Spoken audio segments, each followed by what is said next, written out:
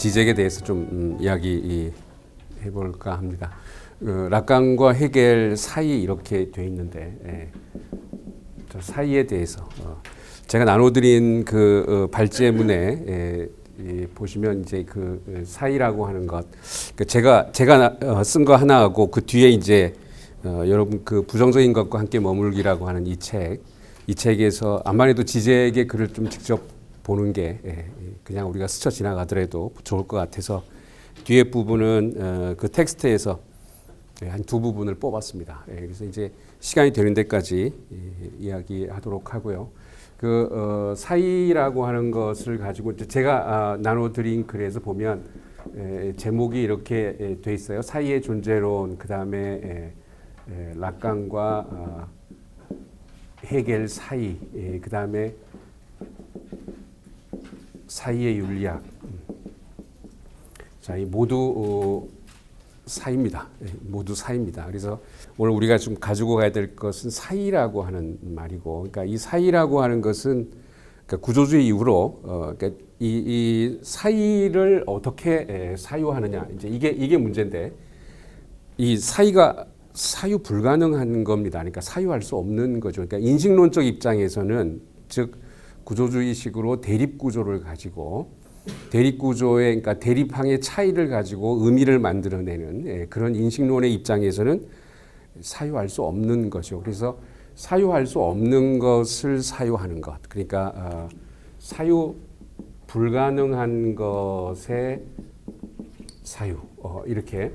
그러니까 이게 이제 지적의 정신분석학 또는 철학자로서의 지적의 어떤 싱귤러리티 같은 건데, 뭐 특이성 같은 건데, 사유 불가능하다. 그냥 이건 이제까지 사유할 수 없었던 거야. 이제까지 한 번도 사유되지 않았던 거야.라고 끝나는 게 아니고 그 사유 불가능한 것을 어떻게 사유하느냐. 그러니까 이게 일종의 좀 이중적인 작업이죠. 그러니까 불가능한 것을 어떻게 사유하느냐.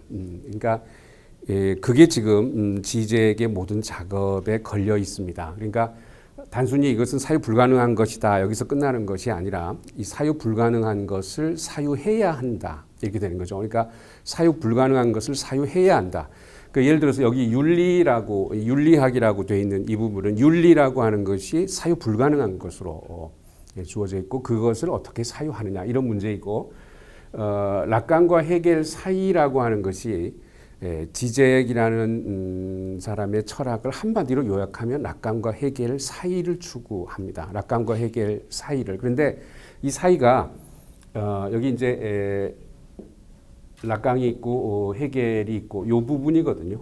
요 부분이 지금 사이인데 요 사이라는 부분을 우리가 이제 한 번은 공간적으로 여러분 제가 나눠드린 발제문의 첫 단락은 공간적으로 이 사이를 이야기하는 것이고 그 두 번째 단락은 시간적으로 그 사이를 사유하는 방식입니다. 지금 말씀드린 대로 사이는 사유될 수 없는 거예요. 그런데 그 사유될 수 없는 것을 어떻게 사유하느냐 그런 건데 그러니까 이전의 공간 시간 개념으로는 사유될 수 없습니다. 그러니까 이제 그것을 어떻게 사유하느냐가 지금 관건인데요.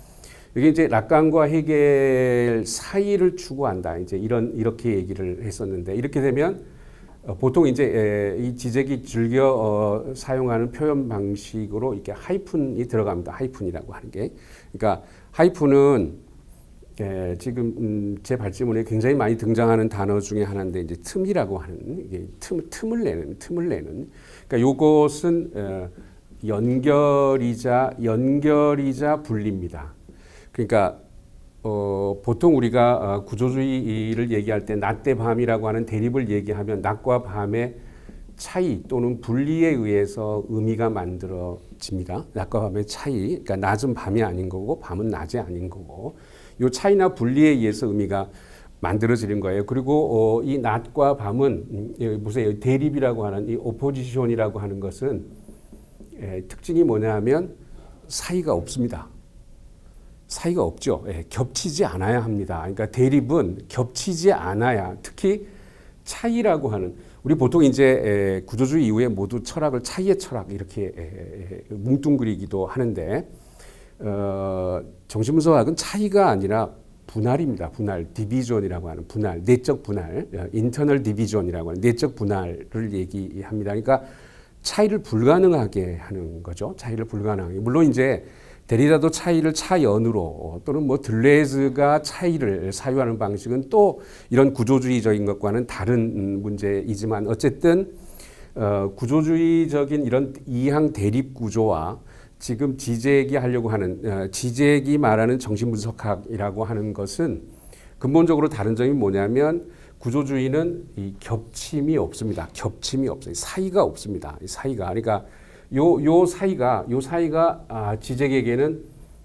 나머지이기도 하고 빈 공간이기도 합니다. 그러니까 빈 공간이라는 건 이 안에 내용이 없다는 거예요. 그러니까 지금 락강과 헤겔의 공통점, 락강과 헤겔의 유사점, 락강과 헤겔의 차이 이런 걸 가지고 지젝이 설명하고자 하는 것이 전혀 아닙니다. 지젝의 목적은 그러니까 이 부분은 내용이 아니고 뭐 유사성이나 sameness, 그다음에 차이, difference 이런 내용을 가지고 이야기하고자 하는 것이 전혀 아닙니다. 그런 의미에서 이제 존재론이라는 말을 씁니다. 그러니까 내용은 모두 의미죠. 유사성과 차이에 의해서 의미가 만들어지는 것이니까 모두 의미론이라고 말할 수 있다면 이 존재론은 그냥 텅 비어 있어요. 텅 비어 있습니다. 비어 있으니까 락강의 내용이나 헤겔의 내용, 락강에 관한 지식이나 헤겔에 관한 지식으로 이 부분을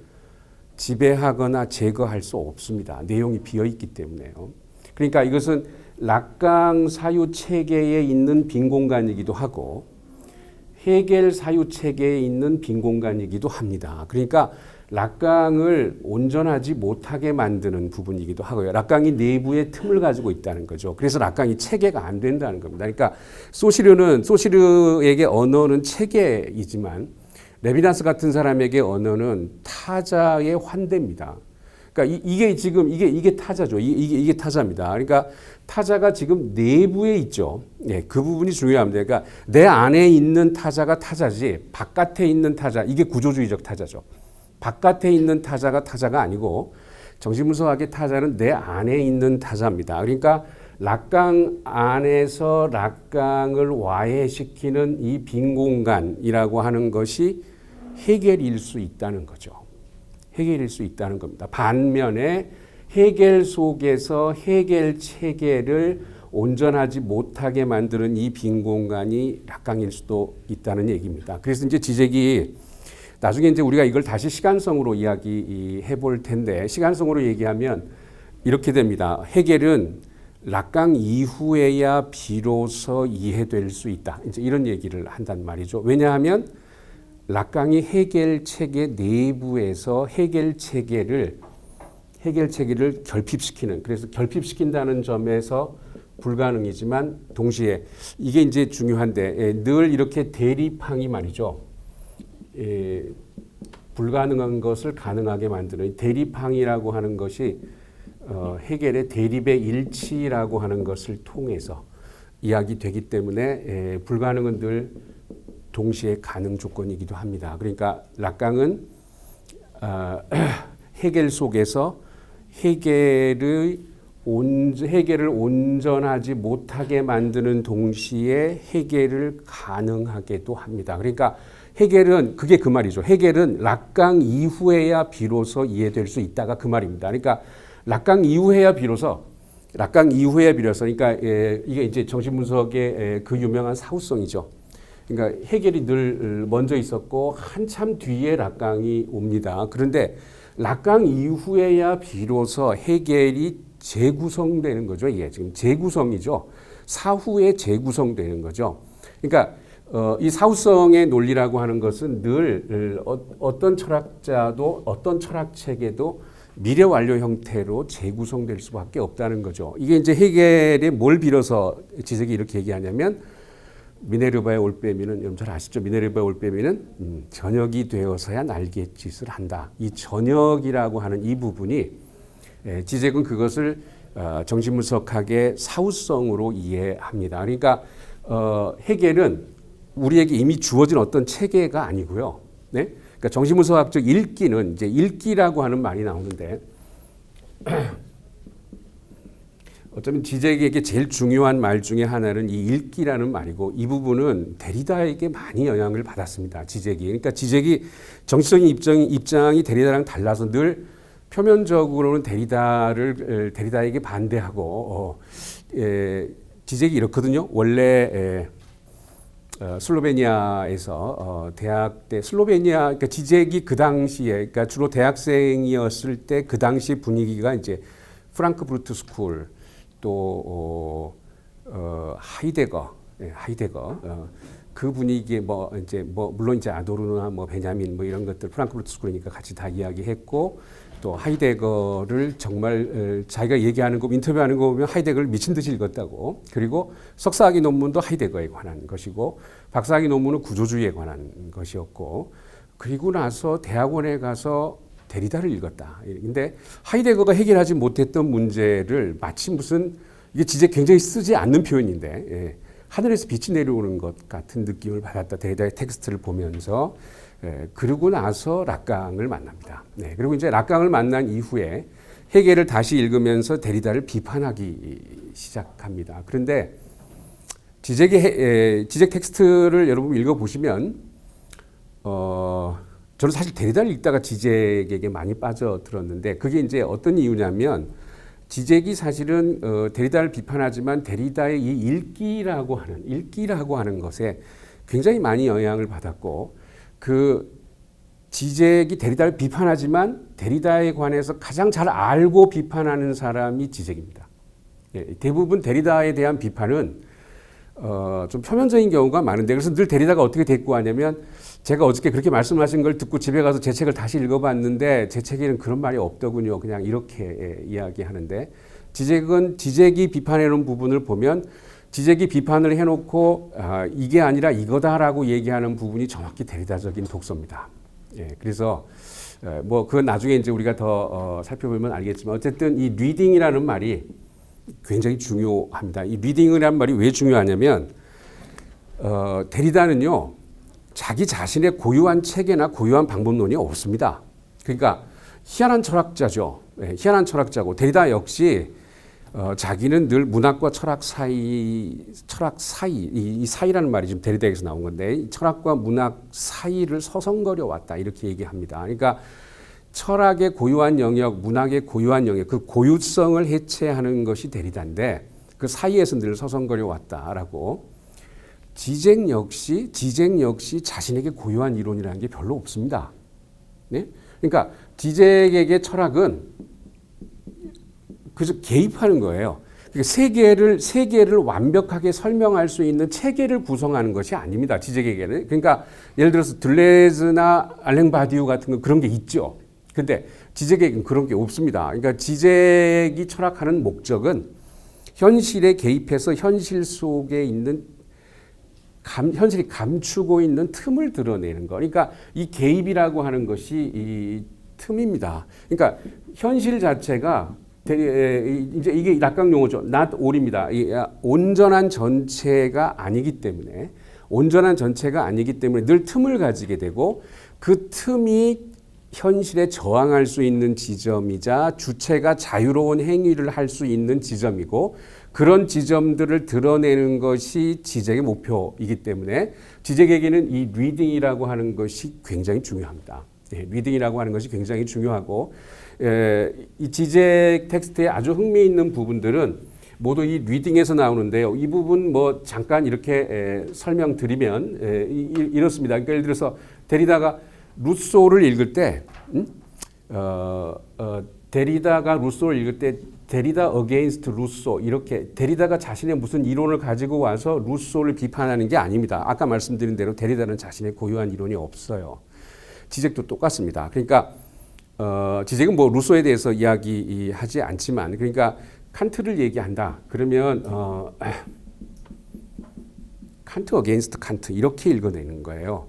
그러니까 지적 어게인스트 칸트가 아닙니다. 지적이 무슨 이론을 가지고 와서 그게 아니라 칸트 텍스트를 읽어가면서 칸트가 칸트가 엔티노미라는 걸 얘기하죠. 엔티노미, 이율배반은 대립이 아니기 때문에 둘 다를 긍정하거나 둘 다를 부정하거나 해야 되는 겁니다. 그러니까 칸트 자신이 그런 엔티노미를 얘기하면서 칸트 텍스트 자체가 엔티노미에 빠지는 그런 부분들, 데리다 용어로 아포리아에 빠지는 그런 부분들, 그러니까 그런 부분들을 읽어내면서 칸트 체계 자체가 온전하지 않다라는 것을 읽어내는 거죠. 이게 이제 읽기입니다. 이게 이제 읽기라고 하는 게 의미를 도출해내는 게, 주제를 도출해내는 게 읽기가 아니라 칸트 체계가 체계라고 하는 것으로 완전히 종결되지 못하도록 하는 그 부분들이 아까도 말씀드렸지만 칸트 체계를 불가능하게 하는 동시에 뭐죠? 칸트 체계를 가능하게도 합니다. 예, 그러니까 데리다 말대로 텍스트라고 하는 것은 모두 하나의 체계로 굳어지는 것이 아니라 그것을 불가능하게 하는 방식으로 열려요. 이렇게 열려. 완전히 닫혀지질 않고 타자를 향해서 열려 있습니다. 읽기를 향해서, 해석을 향해서, 다른 해석을 향해서 열려 있습니다. 그러니까 이제 그렇게 읽는데 지금 지젝이 이제 이런 제가 이제 부정적인 것과 함께 머물기를 택한 이유는 이 텍스트 많이 잘 다루지 않습니다만 지젝의 초기 텍스트에 속합니다. 지젝의 초기 텍스트에 속하고 지젝이 자기 스스로 이게 내 대작이야 뭐 이렇게 이 사람 원래 그런 얘기 잘하거든요. 이게 다른 사람이 얘기해 줘야 되는데 그런 거 자기가 미리 얘기해요. 이게 내 대작이야라고 한 게 패러렉스 뷰라고 하는 우리 시차적 관점이라는 책으로 번역되어 있습니다. 그건데 그것 이전에 지젝이 얘기하지 않았지만 지젝의 초기작 중에서 많은 사람들이 대작이라고 얘기하는 것이 이 책입니다. 부정적인 것과 함께 머물기. 제목에서 보듯이 부정성이라고 하는 것을 설명하고 있고 데카르트, 칸트, 헤겔 이 세 사람을 가지고 이야기하고 있습니다. 그러니까 데카르트, 칸트, 헤겔 그리고 앞부분에 뭐 이데올로기라는 숭고한 대상이나 앞부분에 이전에 쓰였던 책과는 조금 다르게 굉장히 철학적인 이야기들을 그러니까 대부분 지젝의 텍스트에 보면 수많은 예들과 뭐 영화 속에서 이런 여러 가지 예들 또 아주 외설스러운 농담들 뭐 이런 것들로 많이 점철되어 있는 부분이 있어서 그런데 이 책은 그런 거 하나도 없이 굉장히 진지한 어조로 그러니까 마치 사람들이 지젝을 싫어하는 사람들이 또 맨날 그런 걸 가지고 이렇게 얘기하다 저렇게 얘기하다 그러니까 어떨 때 보면은요 이게 지젝의 스타일 문제인데 어떨 때 보면은 수많은 예들을 동원하다 보니까 처음에 자기가 얘기하려고 했던 것들이 예들 속에서 잊혀지기도 해요. 그래가지고 이 예를 가지고 이 사람이 무슨 얘기를 하려고 했지? 라는 부분이 읽는 사람도 또 쓰는 사람도 지젝 자신도 분명히 그랬을 거예요. 그런 부분들도 있어요. 물론 그걸 다르게 설명할 수도 있습니다만 이게 예라는 게 하나의 부분으로서 전체를 입증해 주는 것이 예인데 실제로 예라는 게 이 부분이 전체보다 클 수도 있죠. 그러니까 그 주장 자체를 뒤집을 수도 있습니다. 그러니까 이제 그런 예들의 이야기를 마준이라고 하는 이게 지금 데리다의 개념인데 이런 것들을 가지고 이야기할 수도 있습니다만 자 어쨌든 이 부정적인 것과 함께 머물기라고 하는 이 책은 그런 것 없이 굉장히 진지하게 칸트와 헤겔이라고 하는 그러니까 이 책의 가장 중요한 골자는 뭐냐면 정신분석의 원조가 프로이트가 아니라 칸트라는 겁니다. 그러니까 정신분석이 그러니까 이 지젝은 죽음 충동이라고 하는 이따 우리가 조금 죽음 충동이라고 하는 거 빼놓고는 프로이트는 거의 인용하지 않습니다. 그러니까 락강이 프로이트로 돌아가기 이런 거라면 지젝의 모토는 락강으로 돌아가기 그리고 최근에 이제 less than nothing이라고 하는 무보다도 못한 것 우리 지금 번역은 헤겔 레스토랑 락강 카페 뭐 이렇게 돼 있습니다. 헤겔 레스토랑 락강 카페 이렇게 돼 있어요. 그래서 그것도 반은 헤겔 반은 락강이에요. 그러니까 지금까지도 계속 뭐 거의 60권이 넘는 책을 썼습니다. 그러니까 엄청나게 써대는 거고 이 희한한 게 뭐냐면 뒤로 가면 갈수록 책이 더 두꺼워지는 거예요. 그리고 지젝은 항상 뭘 얘기한다. 이 지젝의 가장 큰 특징은 이전에는 락강을 모두 상상계와 상징계만 얘기했거든요. 그런데 지젝은 실제를 얘기합니다. 그러니까 이게 이제 가장 큰 특징이에요. 실제라고 하는 지젝 이전에는 실제에 관해서 실제 자체가 그러니까 락강은 아주 좀 특이한 사람이어서요. 50년대, 60년대, 70년대, 80년대 이게 다 틀립니다. 그러니까 자기 스스로 계속 변해요. 그래서 에끌이라는 책은 처음부터 마지막 거의 그러니까 초기부터 후기까지의 글들이 다 망라돼 있고 초기 글과 후기 글을 읽어보면 개념 사용이 많이 틀려요. 그러니까 락강에게는 이 실제라는 개념을 락강이 60년대 텍스트에서 어떻게 사용했느냐, 70년대 텍스트 어떻게 사용했느냐가 다 틀립니다. 그러니까 락강 자신은 개념을 고정시키기보다는 개념 자체를 변용시키는 것, 개념이 변용되는 형태로만 존재할 수 있다라고 생각했어요. 그런데 그럼에도 불구하고 상상계 상징계를 가지고만 이야기를 했었지 지적 이전에는 실제라고 하는 문제를 전혀 다루질 않았습니다. 그런데 이 실제가 뭐냐면 지금 우리랑 연결해서 이야기해 보자면 상상계와 상징계의 사이입니다. 예, 이게 실제입니다. 그러니까 늘 이렇게 대립구조로만 얘기했다는 거죠. 상상계와 상징계. 제가 대학원 다닐 때만 해도 무슨 포크너의 소설을 분석한다 그러면 이 포크너의 어떤 인물이 상상계를 벗어나지 못하고 상징계로 진입하지 못했다. 뭐 이런 것이 정신분석 비평의 다였어요.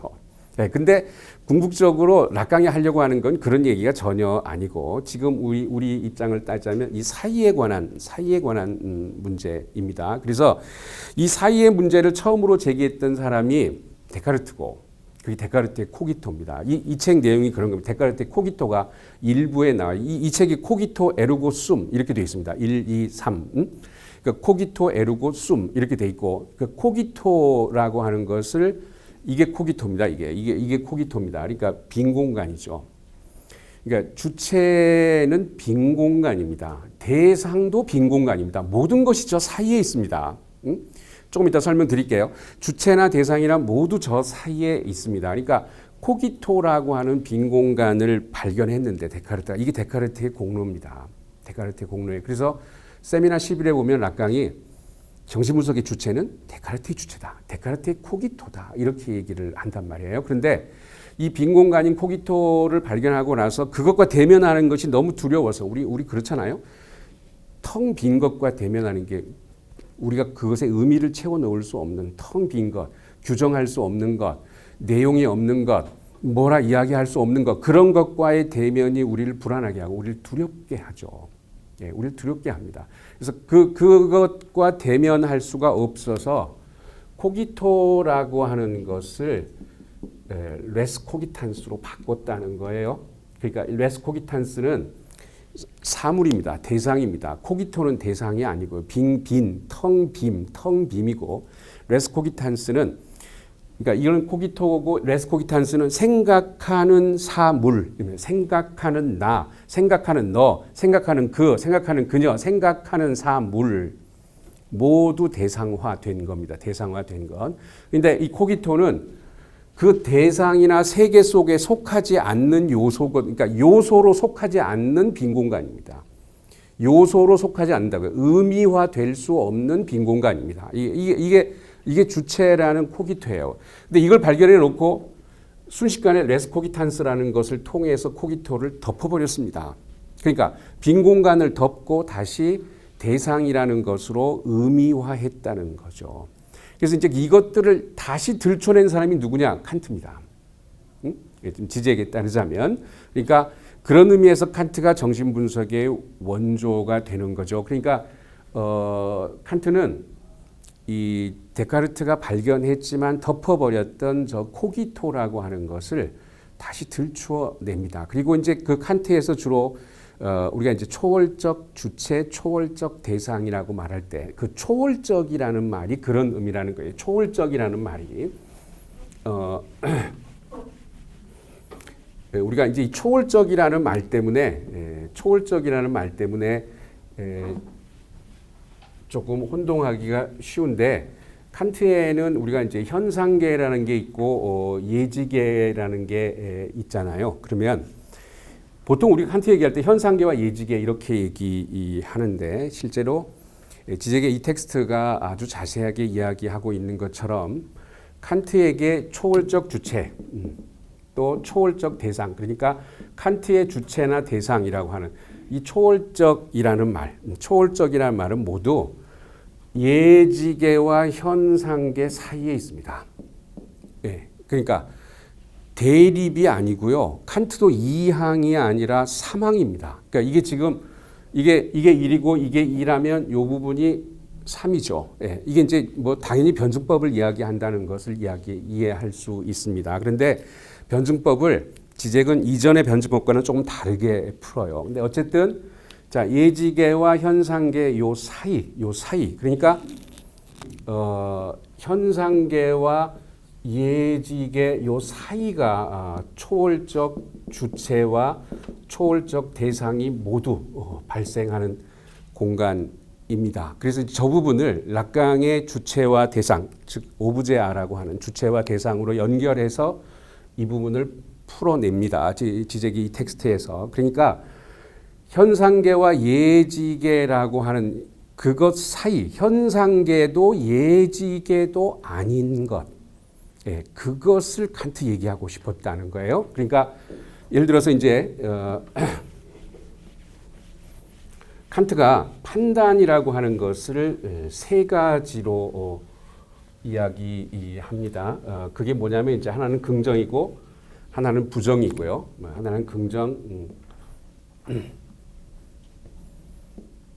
하나는 부정, 하나는 이제 이 무한 판단 또는 비규정적 판단 이렇게 얘기하는 infinite라고 하는 거 여기다가 이렇게 하면 indefinite 규정이 안 된다는 거죠.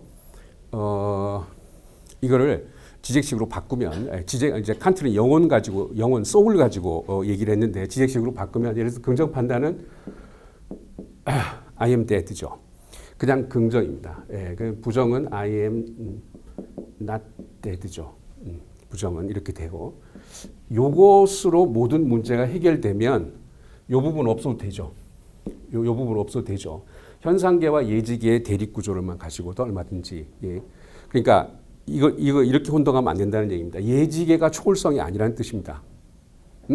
예지계가 초월성이 아니에요. 그러니까 이건 트랜센던트, 이건 트랜센덴탈 구분한다. 그러니까 예지계가 모든 것에 그러니까 예를 들어서 이게 현상이고 이게 본질이다 이렇게 생각해서는 칸트를 완전히 잘못 읽는다는 거에 지금 지젝이 주장이에요. 그러니까 칸트의 모든 것들은 요 사이에서 펼쳐집니다. 그래서 무한 판단 이게 지금 제3의 판단인데 긍정과 부정이라고 하는 것으로 설명할 수 없는 거 이렇게 됩니다. I am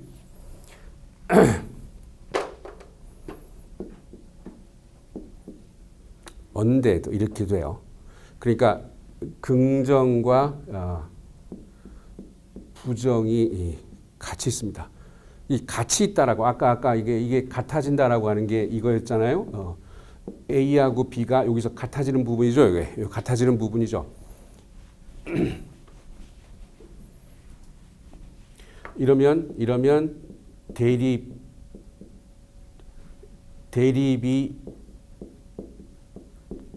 일치돼서 대립이 사라집니다. 이 대립이 사라집니다. 그러니까 이렇게 되면 프로이트가 얘기하는 언캐니처럼 돼요. 이게 친밀한 것, 이게 낯선 것이면 친밀한 것과 낯선 것이 이렇게 겹치잖아요. 그러면 친밀한 동시에 낯선 것이 됩니다. 대립이 사라집니다. 대립물의 일치라고 하는 이게 지금 헤겔의 용어죠. 대립물의 일치라고 하는 것이 생겨나요. 그래서 긍정과 부정이 동시에 생겨납니다. 그럼 I am undead라고 하는 나는 산 것도 죽은 것도 아닙니다. 살아있는 동시에 죽어 있다. 이렇게 돼요. 이렇게 되면 이 아이는 좀비가 됩니다.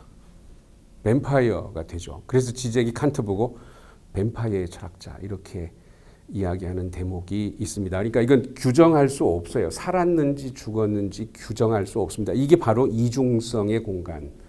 이 이중성의 공간에서 칸트의 이 예지계와 현상계 요 사이 공간에서 칸트의 초월적 주체와 초월적 대상이 모두 생겨나게 됩니다. 자, 그러면 칸트가 이렇게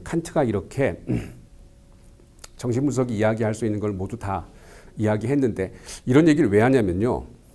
락강도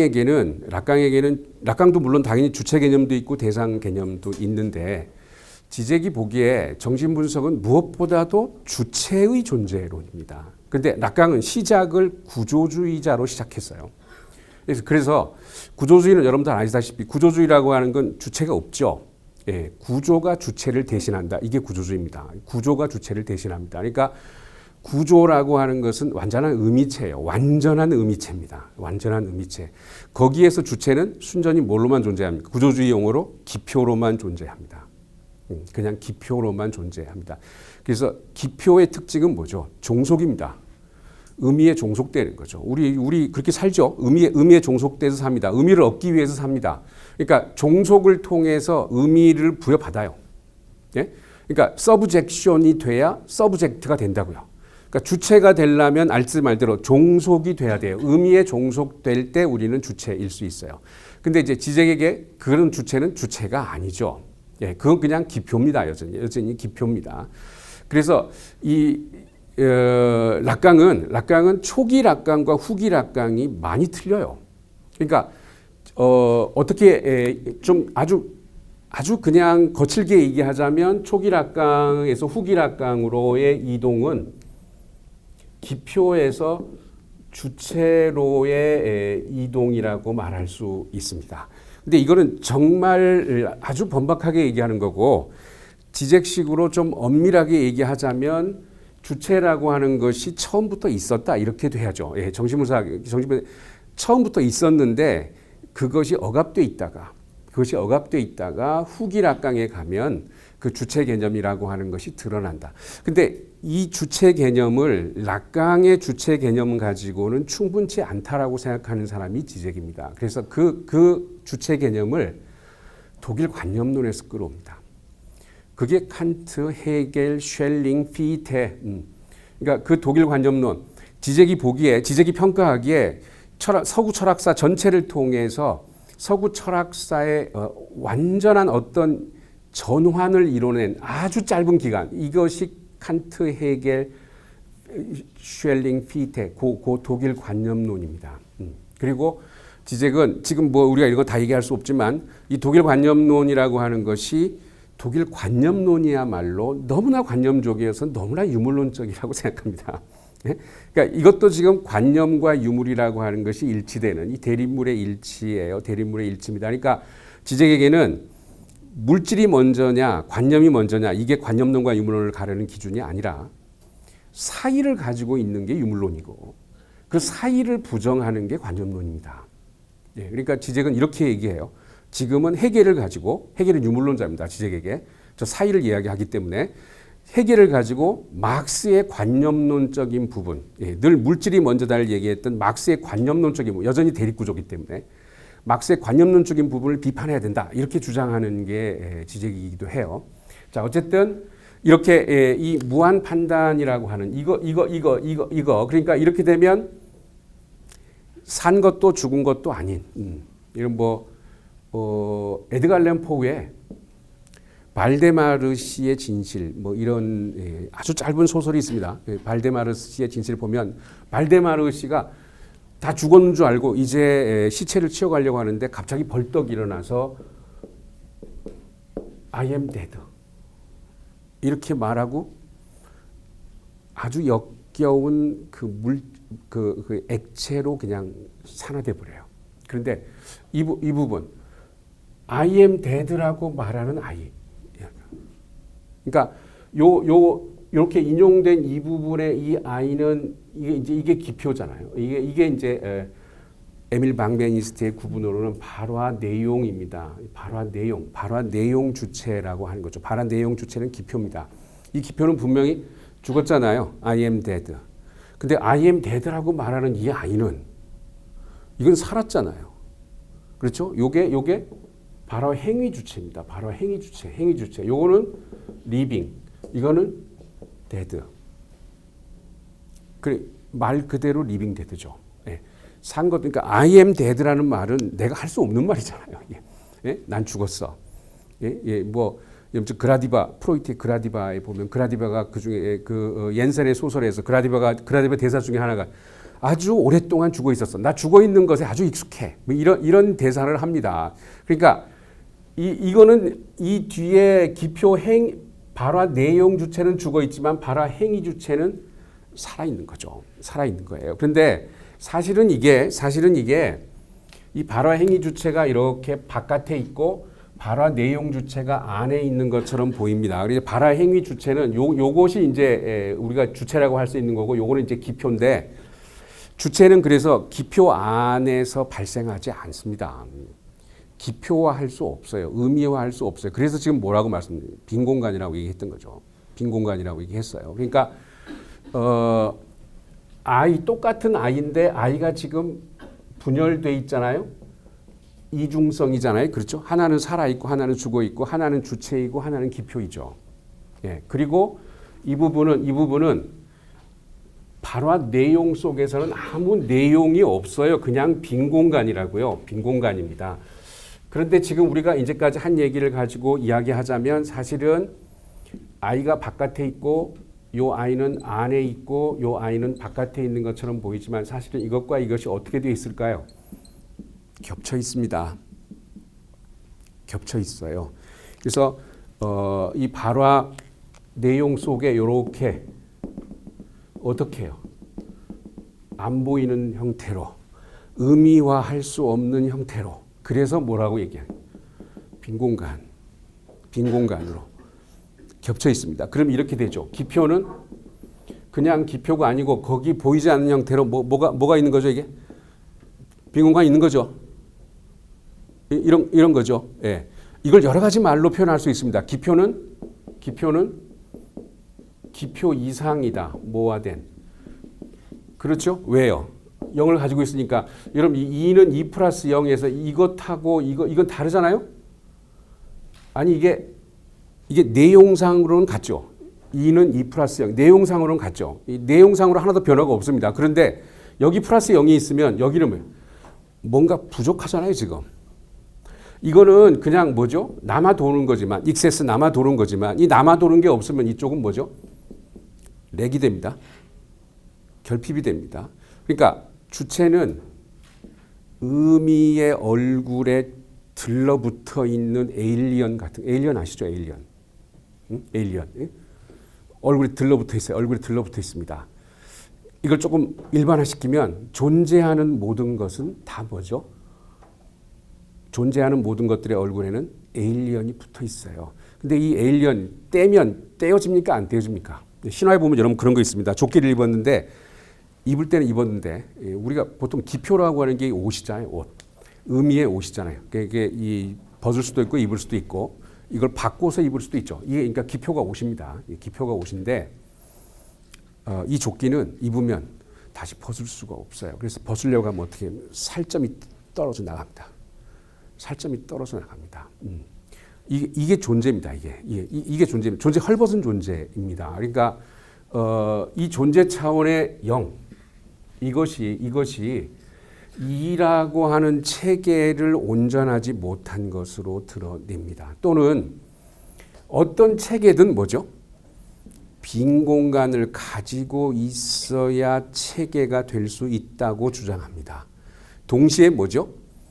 이것은 체계가 뭐죠? 체계가 온전하지 않다는 것을 보여주는 동시에 이런 형태로만 체계가 가능하다고 이야기합니다. 그러니까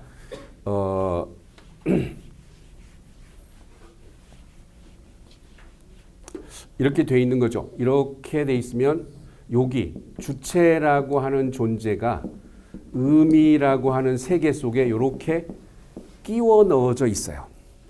끼워 넣어져 있습니다. 그러니까 이 부분을 다시 표현하면 뭐가 될까요? 주체와 세계가 이렇게 돼 있는 거죠. 이렇게 겹쳐 있는 거죠. 그래서 주체도 세계도 온전하지 않다. 이 말이죠. 그러니까 우리는 이 주체라는 존재가 이렇게 끼워 넣어져 있으니까 이렇게 얘기할 수 있죠. 세계와 주체는 구별되어서 존재해야 구조주의식으로 세계와 주체의 대립에 의해서 의미가 생길 텐데 정신분석학적 입장에서는 주체와 세계, 구분된 주체와 세계 이런 건 존재하지 않고 뭐만 있습니까? 주체화된 세계만 있습니다. 네? 왜냐하면 이 주체라는 빈 공간을 포함하지 않으면 세계가 뭐죠? 닫히질 않습니다. 동시에 뭐만 있을까요? 세계화된 주체만이 있습니다. 네? 주체도 역시 뭐죠? 세계 안으로 끼어 들어왔단 말이에요.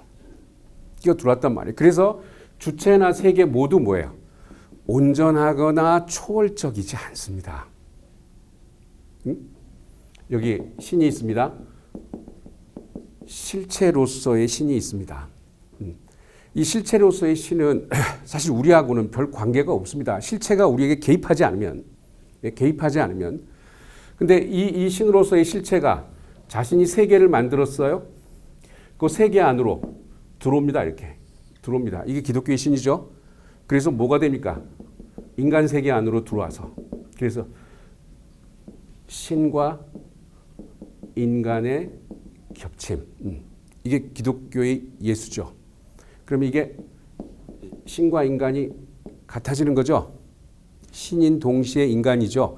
신이라고도 인간이라고도 할 수 없죠. 보스 앤드 니더 노아 다 됩니다. 그러니까 이게 제3의 공간. 이런 거 괴물입니다.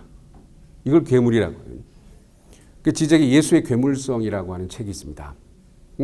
그러니까 괴물 예수만이 우리를 구원할 수 있습니다. 괴물 예수만이 우리를 구원할 수 있습니다. 이건 지적이 정확한 말이 아니고 요 부분이 뭘까요? 신이라고도 인간이라고도 말할 수 없어서 규정될 수 없어서 고통받는 신. 하이데거가 신만이 우리를 구원할 수 있다. 이렇게 얘기했을 때 지적이 거기다 하나만 얹습니다. 고통받는 신만이 우리를 구원할 수 있다. 그 고통받는 신은 인간 세계로 들어와서 신도 인간도 아닌 존재가 된. 그러니까 인간 속의 신은 말이죠. 인간이 뭐죠? 인간적인 것으로만 완전하게 구성될 수 없도록 합니다. 왜냐하면 이 신적인 것이 뭐겠어요? 인간 속의 빈 공간이죠. 그럼 인간을 인간으로 만들어주는 건 저 빈 공간입니다. 이 빈 공간은 당연히 그럼 뭘까요? 본능? 본능 아니죠. 본능 아닙니다. 본능은 동물도 가지고 있죠. 그러니까 인간과 동물을 구분해 주는 거, 인간을 인간으로 만들어 주는 거, 인간을 아까 말했처럼 인간 이상으로 만들어 주는 그게 신적인 거죠. 그러니까 내 속에 신적인 것이 들어와 있기 때문에 빈 공간으로 들어와 있기 때문에 나는 자기 동일적일 수 없습니다. 신이 타자로 들어와 있기 때문에 자기 동일적일 수 없습니다. 그래서 나는 항상 인간 이상이고 이거를 락강의 드라이브로 설명합니다. 충동으로 설명합니다. 충동은 본능 아닙니다. 우린 이제 충동은 모두 다 죽음 충동인데 왜 그러냐면 우린 본능적으로 죽음 피합니다. 그렇죠? 동물도 인간도 본능적으로 죽음을 피합니다. 무슨 지진이 나려고 하면 동물들 미리 피하잖아요. 우리 그걸 보고 피합니다. 근데 드라이브는 죽음을 무릅쓰고 그냥 가는 거예요. 예? 안티고네 아시죠? 안티고네. 이렇게 하면 죽어. 이렇게 하면 죽어. 그런데도 가요. 가. 이렇게 하면 죽어도 가요. 콜로노스의 오이디푸스 왕 말고 옛날에는 다 오이디푸스 왕 읽었는데 지금은 다 콜로노스의 오이디푸스입니다. 철학자들이 다 락강까지 포함해서 다. 그러니까 혹시 오이디푸스 왕은 다 읽었겠지만 콜로노스의 오이디푸스를 안 읽었으면 콜로노스의 오이디푸스를 읽어야 돼요. 콜로노스의 오이디푸스는 콜로노스가 소포클레스 고향이에요. 콜로노스가 어디냐면 오이디푸스가 자기 눈을 찌른 다음에 완전히 눈먼 거지가 돼서 이제 왕 아니죠. 왕 아닙니다. 그냥 자기 어머니이자 부인처럼 자살해 버렸으면 왕으로 죽는 거죠. 그러니까 기표로 죽는 거라고요. 좀 이상한 왕이긴 하지만 왕으로 죽는 거예요. 그런데 그 길을 택하지 않고 자기 눈을 찌른다는 건 죽는다는 얘기입니다. 눈을 찌르고 아무런 집도 없이 거처도 없이 방황합니다. 자기 죽을 곳을 찾아서. 이것이 오이디푸스의 윤리성이에요. 그러니까 죽음 다음에 뭐죠? 죽음 이후의 삶. 산 것도 죽은 것도 아닌 유령과도 같은 형태로 그냥 죽음을 택하고 의미를 택한 게 아니라 주체가 되기로. 그러니까 콜로노스의 오이디푸스의 대사에 보면 이런 게 나옵니다. 눈을 찌른 거 이것은 운명이 아니다. 이건 나다. 오이디푸스 나다. 이런 대목이 나와요. 그러니까 이게 바로 주체적 행위죠. 주체적 행위입니다. 그러니까 마치 무슨 사마천이 궁형을 당하고도 거세를 당하고도 계속 살아남기를 택한 것처럼. 그러니까 궁형을 당하면 대부분 사람들이 미리 자살하거든요. 아이도 못 낳기 때문에 부모에게 효도를 못하기 때문에 자살해버려요. 그러니까 자살이 더 명예로운 것이 되는 거죠. 기표가 되는 거예요. 의미가 되는 거예요. 그런데 사마천은 자살을 안 택하고 궁형을 당하고도 살아남기를 택합니다. 그리고 사기를 쓴 거예요. 그러니까 유령과도 같은 삶을 택한 거죠. 그러니까 이제 그런 것이 이 일종의 주체적인 행위인데, 자 여기서도 보면 이 신이라고 하는 빈 공간이 인간을 인간 이상으로 만들어줘. 그것이 드라이브로 나타나는데, 이 드라이브는 죽음을 피하는 것이 아니라 죽음을 무릅쓰고 갑니다. 그러니까 말 그대로 하면 어떻게 보이죠?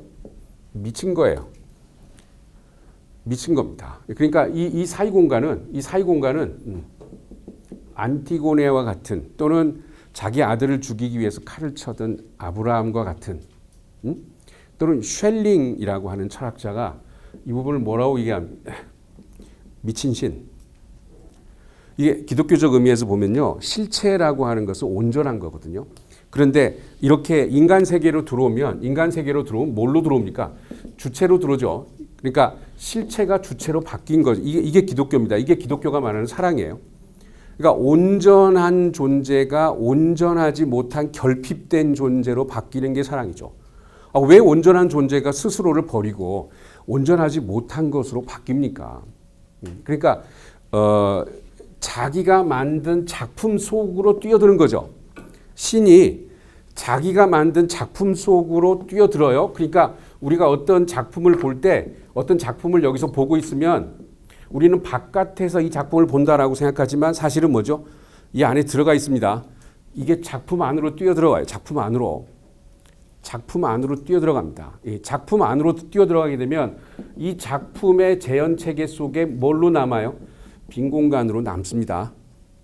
그래서 재현체계가 온전하지 않게 돼요. 않게 됩니다. 그러니까 이 부분에서 이렇게 얘기하는 사람들이 있어요. 여러분 바이블에 보시면 다른 것들을 다 창조하고 나서는 신이 보시기에 좋았더라. 뭐 이렇게 표현이 있는데, 인간을 창조할 때는 보시기에 매우 좋았더라. 매우가 붙어 있어요. 매우가. 메리가 들어있다고. 매우 좋았더라. 이 부분을 드라이브로 해석하는 사람들이 있습니다. 그러니까 매우 좋은 건 뭐냐? 다른 동물이나 다른 사물과는 다르게 드라이브라고 하는 것이 인간 속에 들어가 있다는 거죠. 즉 여분의 것이 들어가 있다는 겁니다. 그래서 인간은 처음부터 존재론적으로 남아 도는 겁니다. 그러니까 의미에 완전히 종속되지 않을 가능성, 이게 칸트의 자유입니다. 이게 자유입니다. 의미의 욕망은 뭐냐면 지배예요, 지배. 의미나 지식의 욕망은 지배입니다, 지배. 응? 철저하게 지배하는 거죠. 네, 의미를 통해서 완전히 지배하는 거예요. 그런데 그 지배를 벗어나기 위해서는 의미화 될 수 없는 빈 공간이 필요하고, 그런 거 이제 칸트가 시면이라고 표현하죠. 예, 시면은 그라운드가 없다, 바닥이 없다. 이 그라운드를 구하는 게 철학입니다. 이게 지식이거든요. 그라운드가 있어야 지식이 만들어지죠. 그게 없어요.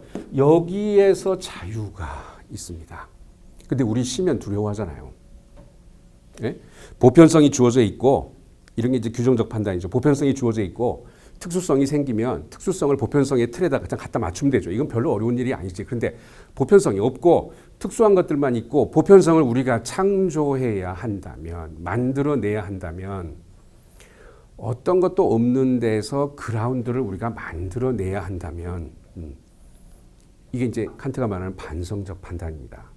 반성적 판단이야. 그러니까 보편성의 틀을 가지고 거기에 적용하는 게 아니라 보편성 자체를 창조해야 한다면, 이거죠, 이거. 네? 이제 그게 문제가 되는데, 자유는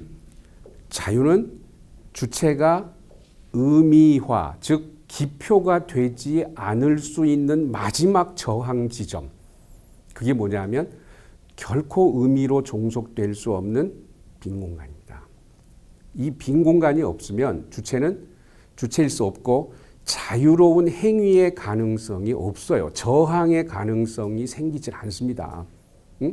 지적에게 액트라고 하는 개념이 굉장히 중요합니다. 이 액트라고 하는 개념이 굉장히 중요하고, 여러분이 처음에 하자고 했던 그 멈추라 생각하라라고 하는 그 책, 원래 그 제목이 그게 아닙니다. 그게 아닌데 멈추라 생각하라고 하는 부분을 끄집어냈는데, 이 액트는 지적에게 의미 자체로부터의 물러남입니다. 그러니까 소문자 액션하고 달라요. 소문자 액션은 우리가 살고 있는 이 세계의 의미 세계 속에서 일어나는 여러 가지 것들에 대해서 저항하기도 하고 그것에 동의하기도 하고 그것들을 다르게 바꾸기도 하고 그러니까 결국은 의미의 세계를 바꾸는 거 이게 액션입니다. 이게 액션인데 액트는 의미 자체로부터 물러나서 이 물러나면 다분히 하이데거적입니다. 그러니까 하이데거적인 것들이 여기 들어있어. 의미 자체로부터 물러나는 거 왜 그러냐면 초월적인 것이 되는 게 아니고 하이데거의 문제는 그런 거였죠. 이 존재 자체가 의미 자체로부터 물러남이 돼가지고 이게 물러남 자체가 이제 초월적으로 이게 문제인데 의미 자체로부터의 물러남은 왜 그러냐면 의미 자체로부터 벗어날 수 있는 빈 공간을 찾는 거죠. 그러니까 이게 뭘로 나타나느냐? 일단 멈춰라입니다. 멈춰라. 중지. 그러니까 액션은 여러 가지 의미 체계를 통해서 마치 주디스 버틀러처럼 예를 들어서 정치적인 싸움을 하는 거죠. 여러 가지 갈등들을 불러일으킨 것들을 하고 그것의 해답을 제시하고. 근데 지적은 이렇게 얘기합니다. 진짜 문제를 숨기기 위해서 여러 가지 해답들이 주어질 수 있다. 여러분 이거 좀 잘 생각해 보세요. 이게 보통 자본주의의 책략입니다. 진짜 문제를 숨기기 위해서 여러 가지 것들을 던지고 그것에 대해서 여러 가지 답들을 구하고 자 여기서 뭔가를 우리 절충하고 이렇게 해가지고 조화로운 뭔가를 만들어내자. 그런데 이것이야말로 지적에게는 진짜 문제를 숨기는 것일 수 있어요. 그러니까 진짜 문제를 숨기기 위해서 여러 가지 답들을 던져주고 우리 보통 그렇잖아요. 프랑스는 어떤 문제가 생기잖아요. 그럼 철학자들을 궁에 초청해가지고 대통령이 철학자들의 견해를 듣는 뭐 이런 아주 오래된 전통이 있다고 그래요. 예? 그 철학자들의 견해가 실제로 프랑스의 정책에 반영되느냐 반영되지 않느냐 이런 문제하고는 상관없이 어쨌든 이야기를 듣는다는 거죠. 그리고 라디오 방송 같은데 철학자들이 계속 출연해서 어떤 일이 생기면 지금 우리나라처럼 말이죠. 이런 일이 생기면 철학자들이 계속 어떤 견해들을 얘기하고 그러니까 예를 들어서 답을 낸다 이거예요. 이럴 때 이렇게 해야 된다. 저럴 때 저렇게 해야 된다. 근데 지적은 그거보다는 여러 가지 답들이 사실은 진짜 문제가 뭐인가를 숨길 수도 있다. 뭔 말이냐면 지적이 비판하는 것 중에 이런 게 있습니다. 도시 정신 분석이라고 하는 거. 이게 이제 자크 알랭 밀레를 비판하는. 자크 알랭 밀레가 락강의 사위예요. 근데 자크 알랭 밀레에게 학위도 받았어요. 지적이. 근데 이제 자크 알랭 밀레에게 학위 받은 거는 프랑스로 공부하러 가기 위해서가 아니고 락강을 진짜 뭐 본격적으로 배우기 위해서 프랑스로 간 게 아니고 지적이 졸업을 하면 교수를 시켜주기로 했는데 그때 이제 유고슬라비아였어요. 슬로베니아가 아니라. 그런데 교수들이 쟤는 좀 위험한 애야. 이래가지고 시켜주기로 해놓고 안 시켜줬어요. 그때 이미 결혼했고 먹고 살 게 없어가지고 자크 알랭 밀레가 조금 돈을 주고 공부를 시켜준다고 해서 거기 갔어요. 그래가지고 학위를 했고 자크 알랭 밀레와 분석도 했는데 늘 환자로서의 지적은 자크 알랭 밀레한테 가가지고 어떻게 하냐면 자크 알랭 밀레가 이런 얘기를 하겠지. 나는 이렇게 대답해야 되겠다. 그러면 또 저런 얘기를 하겠지. 그러니까 바둑 두듯이 몇 수 앞서서 그러니까 분석가를 능가하는 환자 역할을 했다고요. 그러니까 순전히 다 뭐죠? 다 거짓말로 꾸며가지고 지가 분석 받는 대상인데 지가 분석을 했다고요. 그럼 마지막에 자크 알랭 밀레가 그걸 알고 넌 날 놀리고 있구나. 네, 뭐 이제 이런 얘기를 했다고 하는데 이 자크 알랭 밀레를 최근에 이제 비판하기 시작했어요. 그런데 그 비판의 요지가 뭐냐면 도시정신분석이라고 얘기하면서 자크 알랭 밀레가 수많은 전복적인 것들을 이야기한다 이거지. 근데 이 사소한 전복적인 것들 우리는 늘 뭔가를 전복하고 있잖아. 정신분석은 늘 뭔가를 전복하고 있어. 근데 이것이 뭘 막는다는 거예요. 자본주의 자체로부터 벗어날 수 있는 혁명적인 틈을 막는다는 거죠. 그저 지적이 지금 우리 시대 철학자들에게 경고하는 것 또는 아쉽다고 생각하는 게 뭐냐면 자본주의 속에서 그저 요만큼 저만큼을 개선해서 인간의 얼굴을 한 자본 뭐 이런 거를 얘기하는 것에 그친다는 거죠. 자본주의 체계 자체를 뒤집어 엎을 수 있는 다른 사유의 가능성 자체는 포기해버리고 그 혁명의 가능성은 포기해버리고 그저 자본주의 내부에서 이런저런 문제들. 그래서 그런 것들을 벗어나기 위해서 지잭은 근본적인 단절을 얘기하는데 그 근본적인 단절이 뭐냐면 의미 자체로부터 물러나는 거예요. 의미 자체로부터 물러나는 거예요. 그러니까 불가능성의 영역으로 물러나는 거예요. 그것은 뭐냐면 의미 자체를 중지시키는 겁니다. 그러니까 보통 철학에서 진리라고 하는 건 중지가 아니죠. 어떻게 진리가 중지겠어요. 그런데 지잭에게는 진리는 중지입니다. 예. 알랭 바디오도 중지죠. 사건이라고 하는 게 중지죠. 중지. 그래서 의미를 중지시켜요. 의미를 중지시켜요. 이게 멈춰라고. 그 왜 중지시킵니까? 생각하는, 행동하라가 아니라 생각하라. 그러니까 계속되는 어떤 전복을 통해서 근본적인 혁명의 가능성을 막지 말고 그것을 중지시키고 의미를 중지시키고 거기에서 생겨나는 틈과 마주하고 대면해야 진정한 행위의 가능성이 생겨날 수 있다. 뭐 이런 게 지금 지잭 주장입니다. 그래서 다시 돌아가면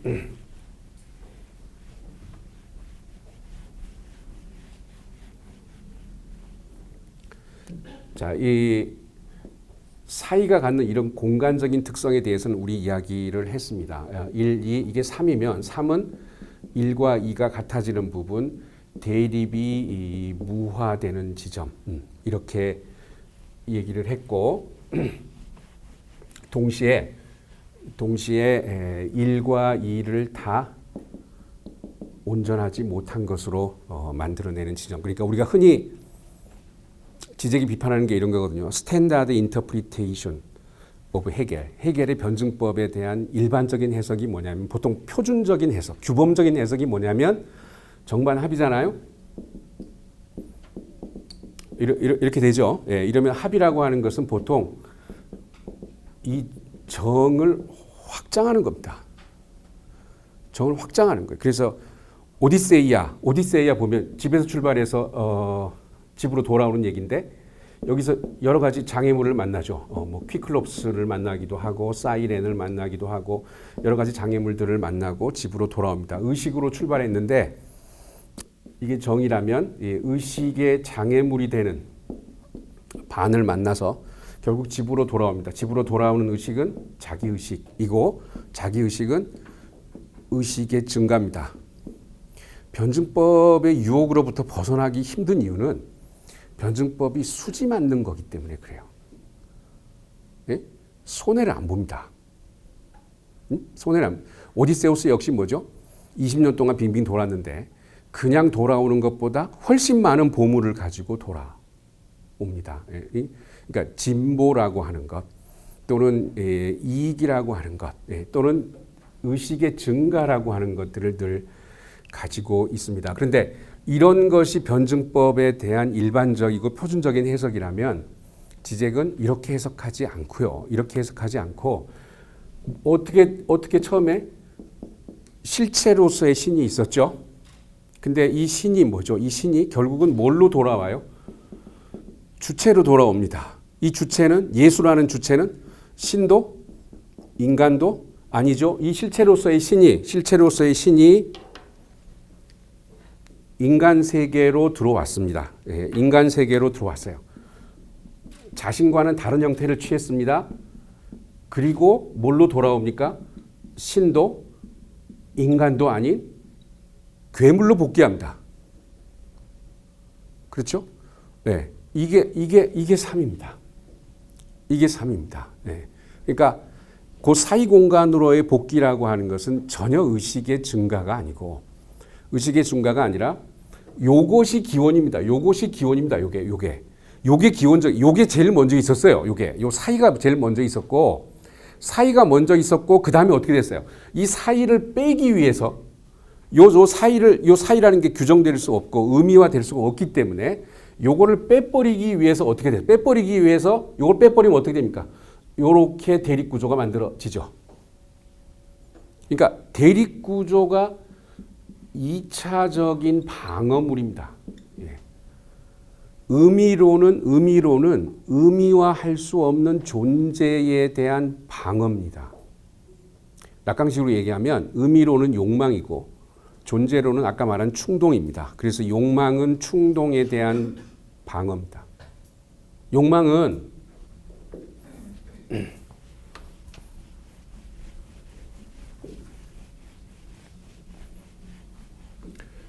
여러분 이런 예가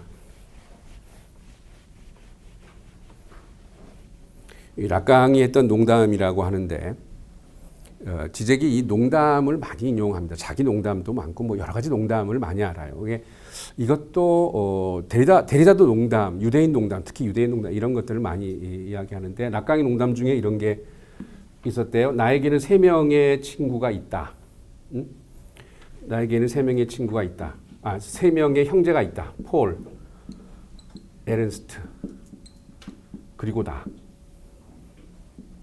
이렇게 나에게는 3명의 형제가 있다. 폴, 에른스트, 그리고 나. 이게 이제 농담이니까 지금 웃어야 되는 겁니다. 농담이니까. 여기서 이제 우리가 웃는 부분은 어디냐면 이거죠. 근데 이게 지금 여러분을 웃기질 않고 짜증나게 지금 좀 알아듣는 얘기. 이 나에게는 3명의 형제가 있다 그러면 이 나는 여기 들어가면 안 되죠. 그렇죠. 이 나는 여기 들어가면 나는 바깥에 있잖아요. 그렇죠. 나에게는 3명의 형제가 있다. 폴, 에른스트, 그리고 나. 그러니까 이 나는 바깥에 있어야 되는데 지금 어디예요? 안에 들어와 있습니다. 그렇죠? 그러니까 이 부분은 정확히 말하면 뭐죠? 바깥과 안이, 안과 바깥이 같아지는 부분이죠. 그러니까 더 정확히 얘기하면 이 부분은 뭐죠? 분명히 안이죠. 동시에 뭐죠? 바깥이죠. 아니지만 바깥이 들어온 거기 때문에 안도 바깥도 아니죠.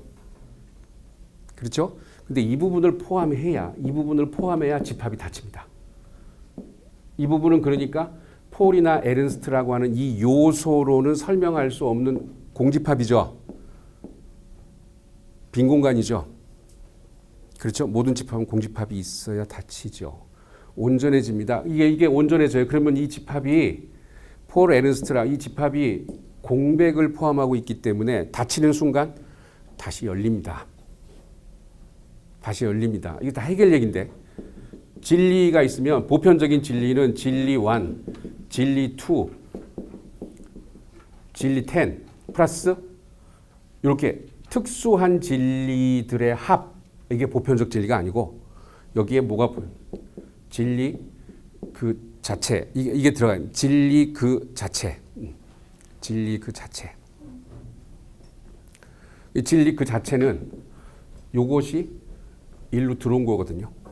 그래서 보편성도 아니고 특성도 아닙니다. 이게 일종의 뭐 같은 거죠? 아까 마시로 얘기하면 괴물 같은 거예요. 그래서 이건 보편도 아니고 특수도 아닙니다. 이게 싱귤러입니다. 이게 싱귤러.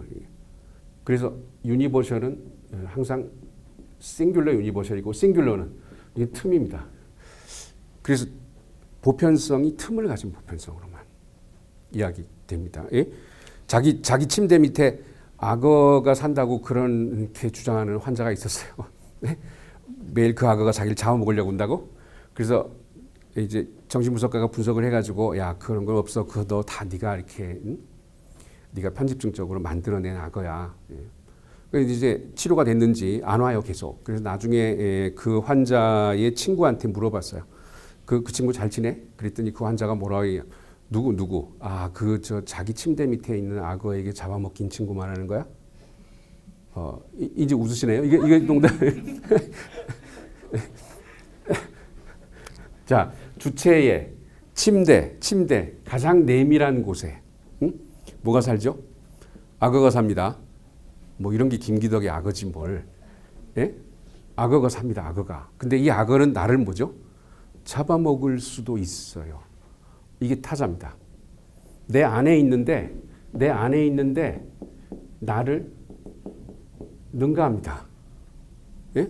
이게 이른바 뭐죠? 주체의 결핍입니다. 예? 또 이런 농담. 농담 가지고 3시간 할 수 있습니다. 아, 텍스트에 굉장히 많아요. 자기가 옥수수라고 믿는 환자가 있었는데 닭이 제일 무서워. 닭이. 자기 쪼아먹을까 봐. 예? 닭 공포증이 있습니다. 이게 지금 우리랑 되게 비슷하네. 지금 닭 공포증이 있습니다. 응? 굉장히 두려워해요. 응? 그런데 이제 겨우겨우 분석을 해가지고 너는 옥수수가 아니야. 너는 인간이야. 그래. 그 말을 듣고 이제 퇴원을 했는데 가자마자 앞에서 닭을 봤는데 또 얼굴이 새파래져가지고 돌아왔어요. 그래서 의사가 얘기하면 너는 난 닭이야. 아니 나는 옥수수가 아니에요. 나는 닭을 안 무서워해요. 근데 왜? 나는 내가 옥수수가 아닌 걸 아는데 혹시 저 닭이 내가 옥수수라고 생각하면 어떡하죠? 이거 정말 지금 우리 상황하고 딱 맞는 얘기입니다.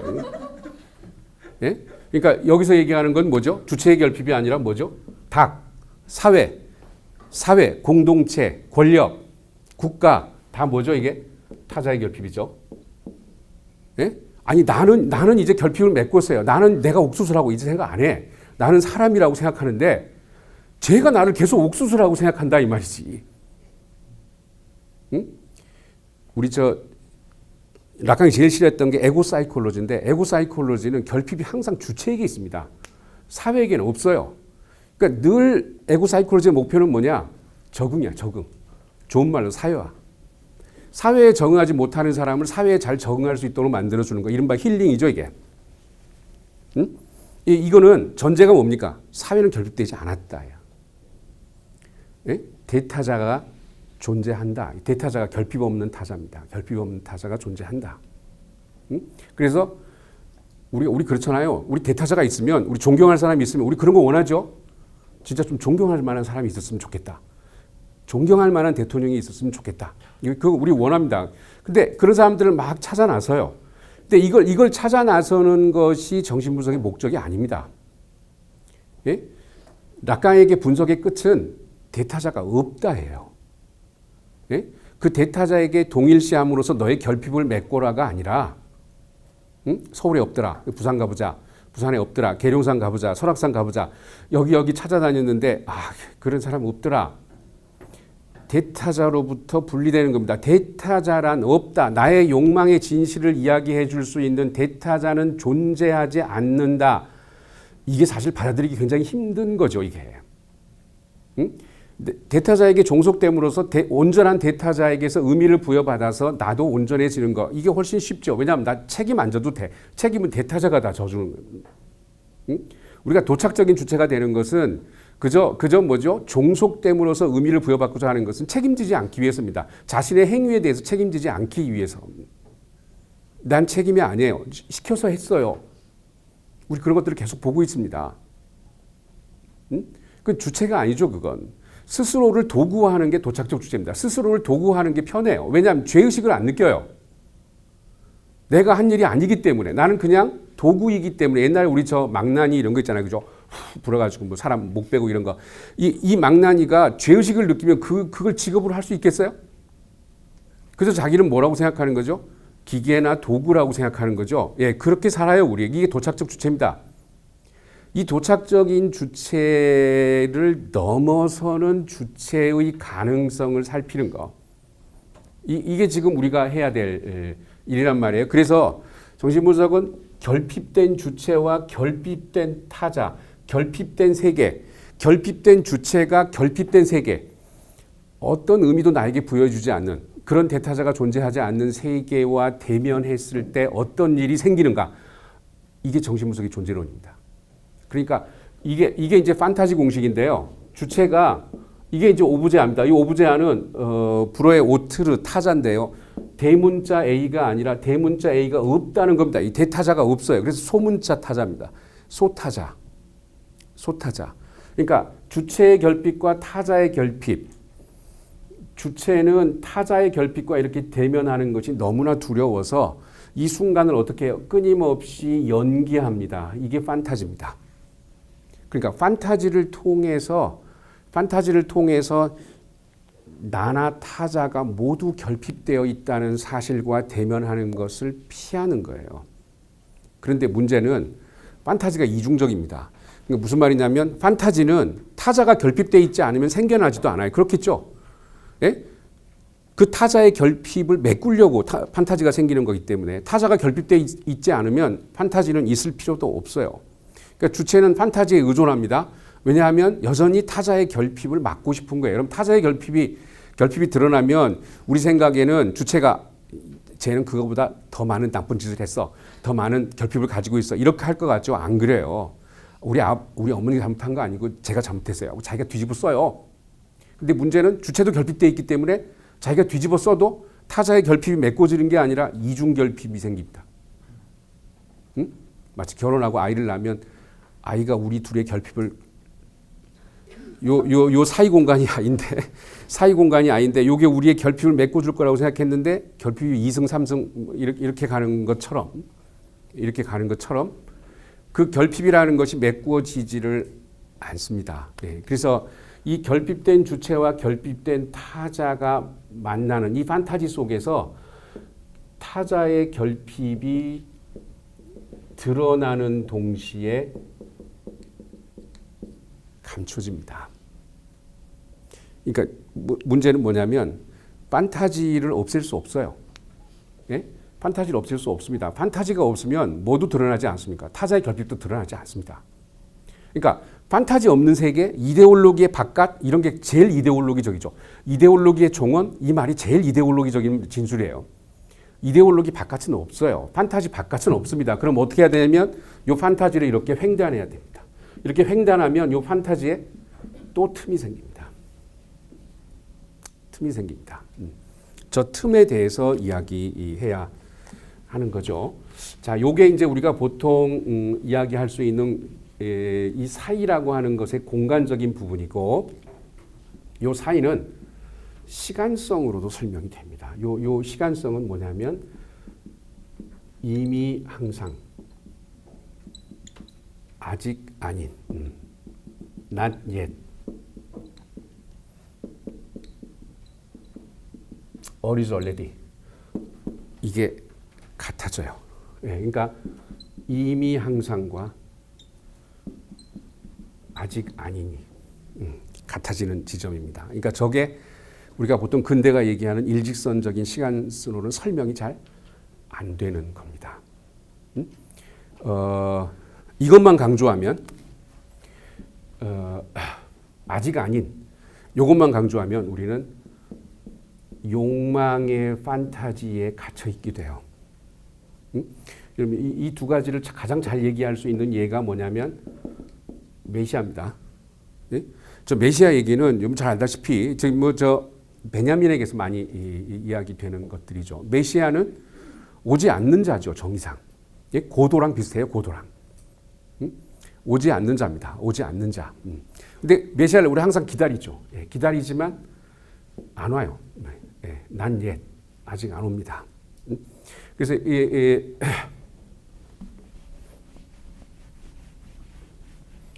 칸트 얘기를 아까 조금 했는데 칸트가 필요 조건이긴 하지만 충분 조건이 되지 못하는 이유는 해결이 있기 때문이에요. 그러니까 칸트는 요 아까 무한 판단, 비규정적인 판단 이걸 얘기했어요. 제3의 공간을 얘기했음에도 불구하고 결국엔 어떻게 하냐면 예지계와 현상계 사이의 초월적 주체 대상이라고 하는 것을 이야기하고 가서 후기에 가면 늘 이렇습니다. 이게 철학자들 이런 점이 굉장히 재밌어요. 그래서 아까 우리가 칸트 어게인스트 칸트를 얘기했었는데 이렇게 얘기해놓고 나서 그러니까 예를 들어서 이런 것도 있죠.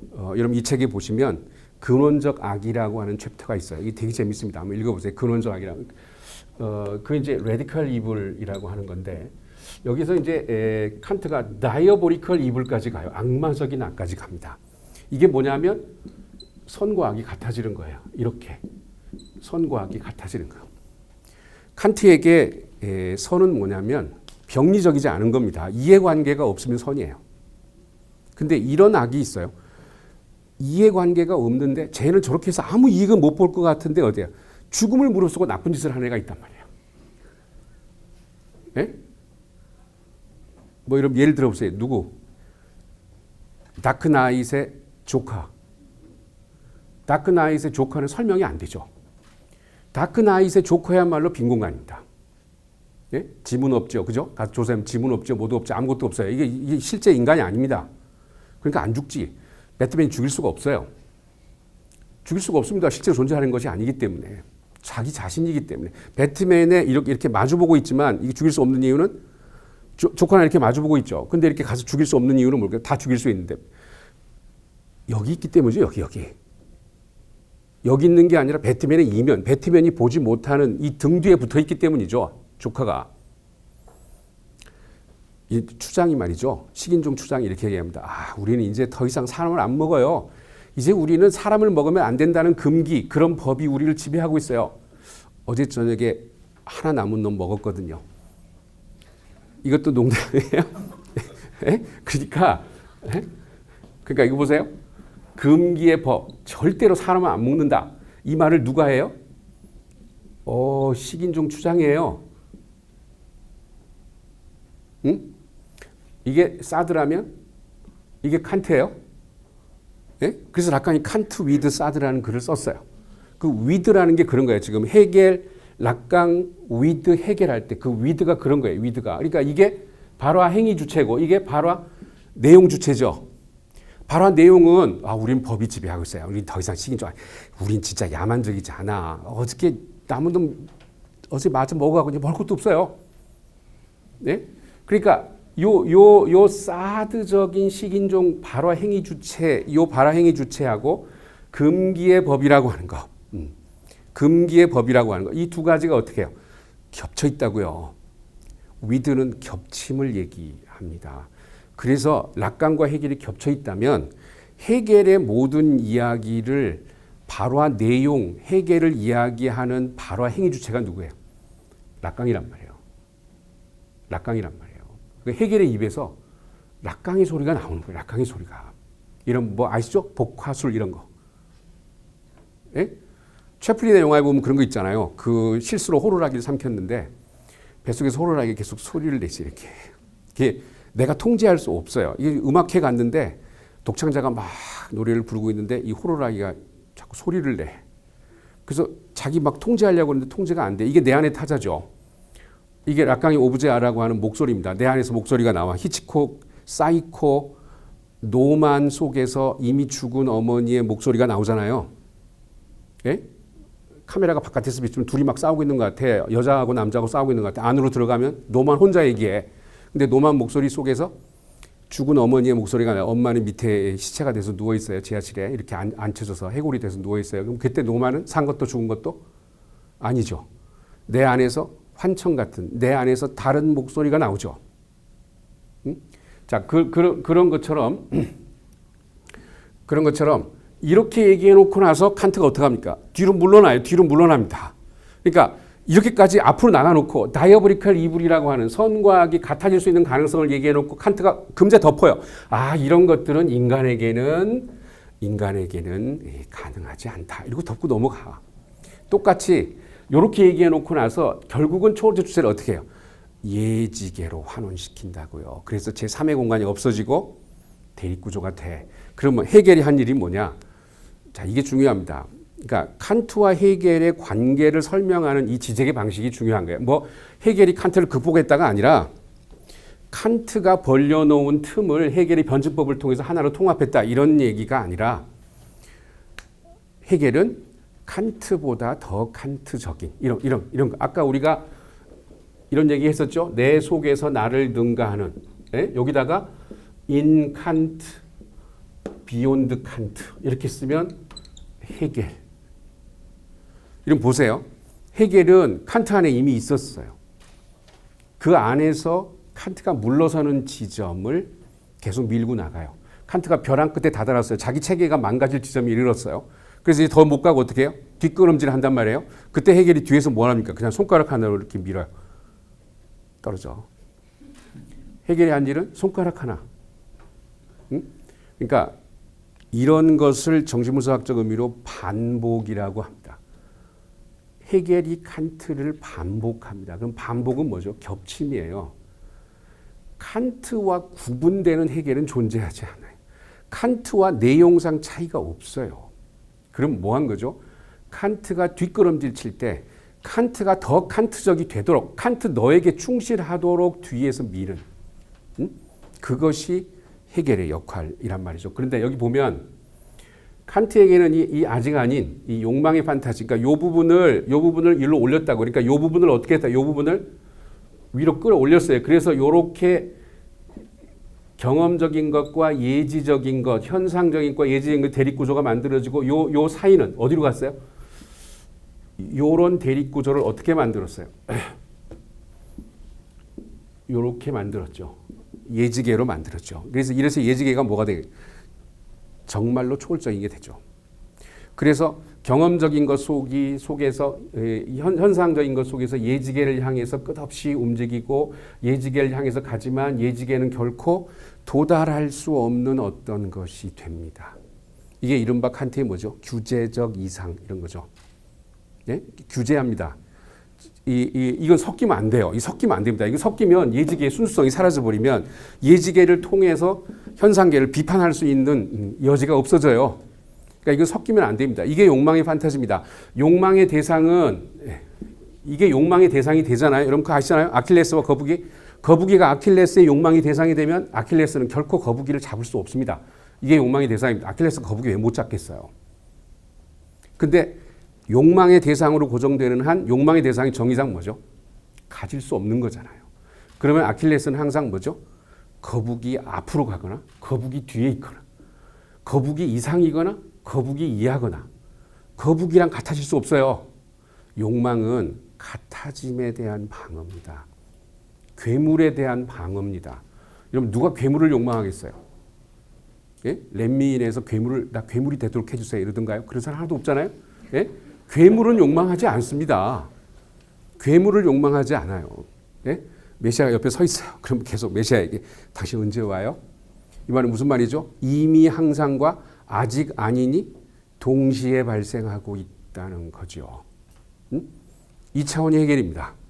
예, 그러니까 카프카의 법 앞에서라고 하는 소설이 있습니다. 여러분 잘 아시죠? 그죠? 이 법의 문이 있고 여기 이 시골뜨기가 있습니다.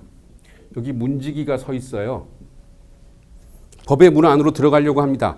근데 문지기가 안 돼 이렇게 얘기하는 것도 아니고 지금은 안 돼 그런다고요. 그래서 기다려 보기로 합니다. 네, 기다려 보기로 해요. 이건 뭐죠? 이거 계속 연기하는 거죠. 연기. 여기 도달하는 순간이 계속 연기되는 거예요. 계속 연기되는 거예요. 탐과 제리 이런 거 어릴 때 보셨죠? 예? 뭐 자동차에 깔려도 타면 안 죽잖아요. 불멸입니다. 불멸. 그래서 어떻게 해요? 또 싸우죠. 예?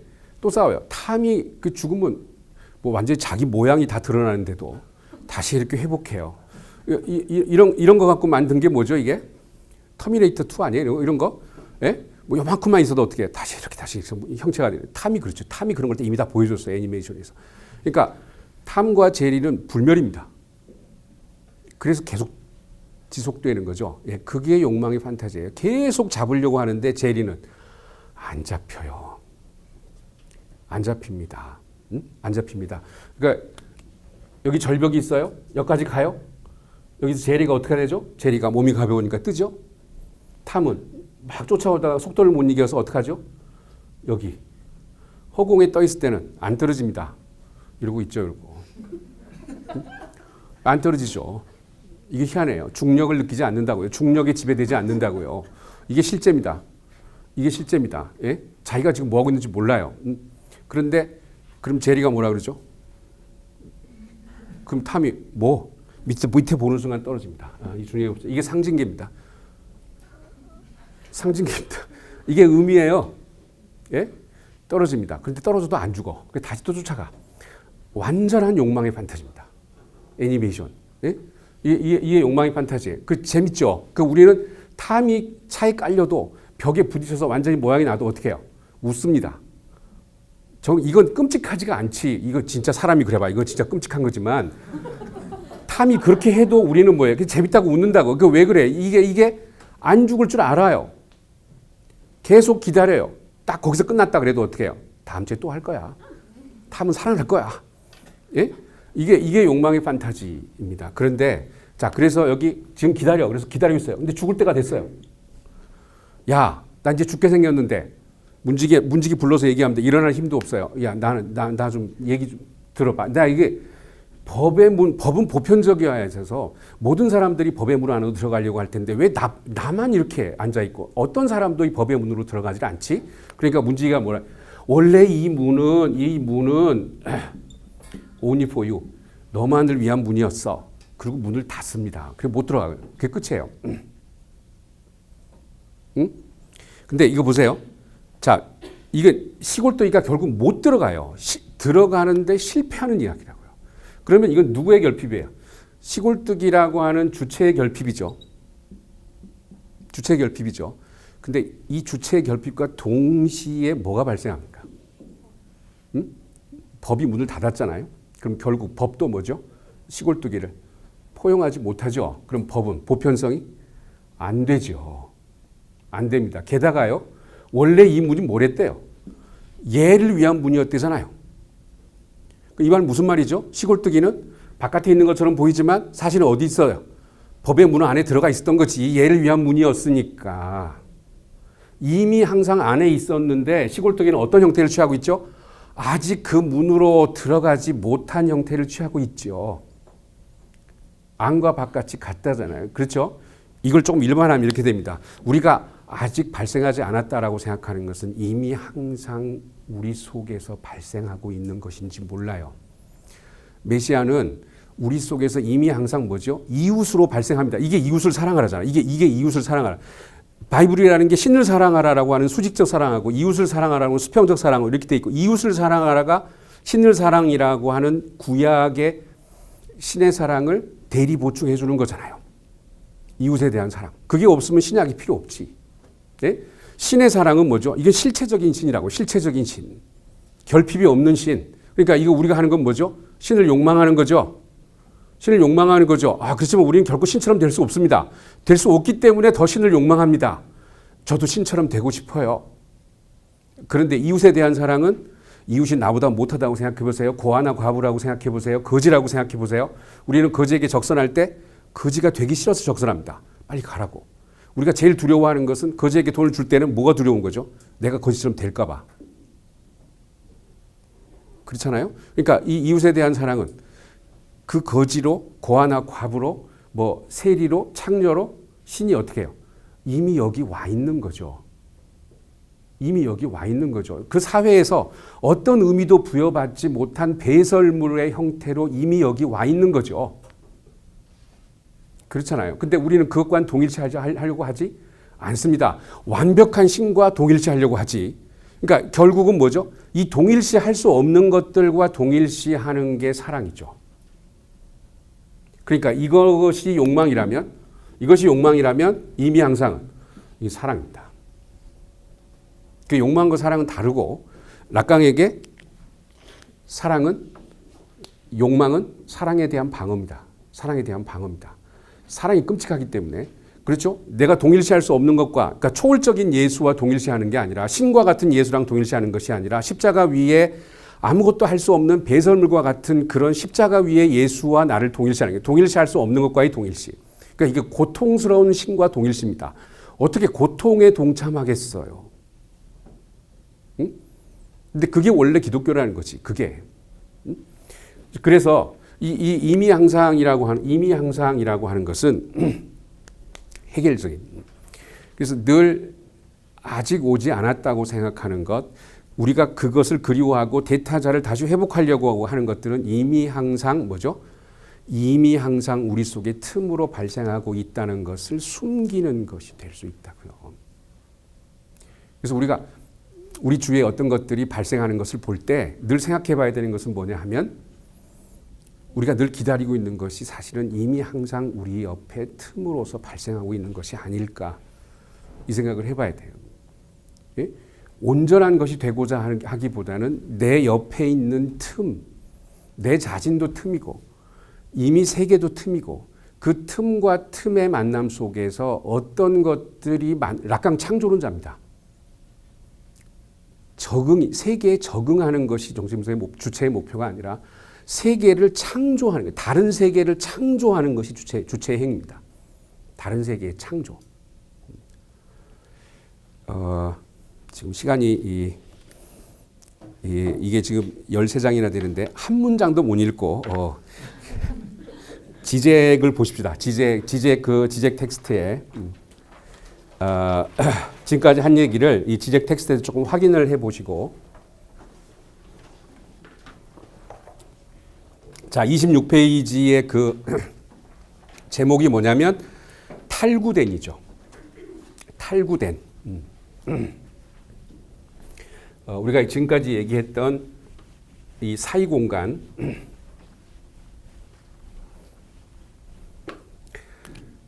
이 부분이 아웃 오브 조인트입니다. 아웃 오브 조인트. 그러니까 이 탈구라는 거 아시죠? 이렇게 탈구되면 틈이 생기죠. 틈이 생깁니다. 그러니까 연결이 조화가 망가져요. 근데 이 아웃 오브 조인트가 뭐죠? 이게 기원입니다. 처음에는 충만했는데 무슨 일이 생겨가지고요. 뭐 인간이 예를 들어서 타락했다. 그래가지고 이렇게 결핍됐다. 이런 아주 오래된 서구 서사, 타락 서사라고 하는 거. 그래서 이 타락을 다시 없애고 온전하게 회복될 수 있는 이런 것은 모두 다 뭐죠? 아웃 오브 조인트에 대한 방어입니다. 태초의 틈이 있었습니다. 태초의 틈이 있었어요. 예? 지적에게는 이게 사랑입니다. 태초의 틈이 있었다고. 태초의 틈이 있었습니다. 이 아웃 오브 조인트라 그게 이제 탈구된. 자 거기 이제 아까 말씀드린 대로 맨 처음에 데카르트가 나옵니다. 데카르트는 존재론적으로 일관적인 우주 속에 최초로 균열을 도입했다. 예, 균열이 시작입니다. 균열이.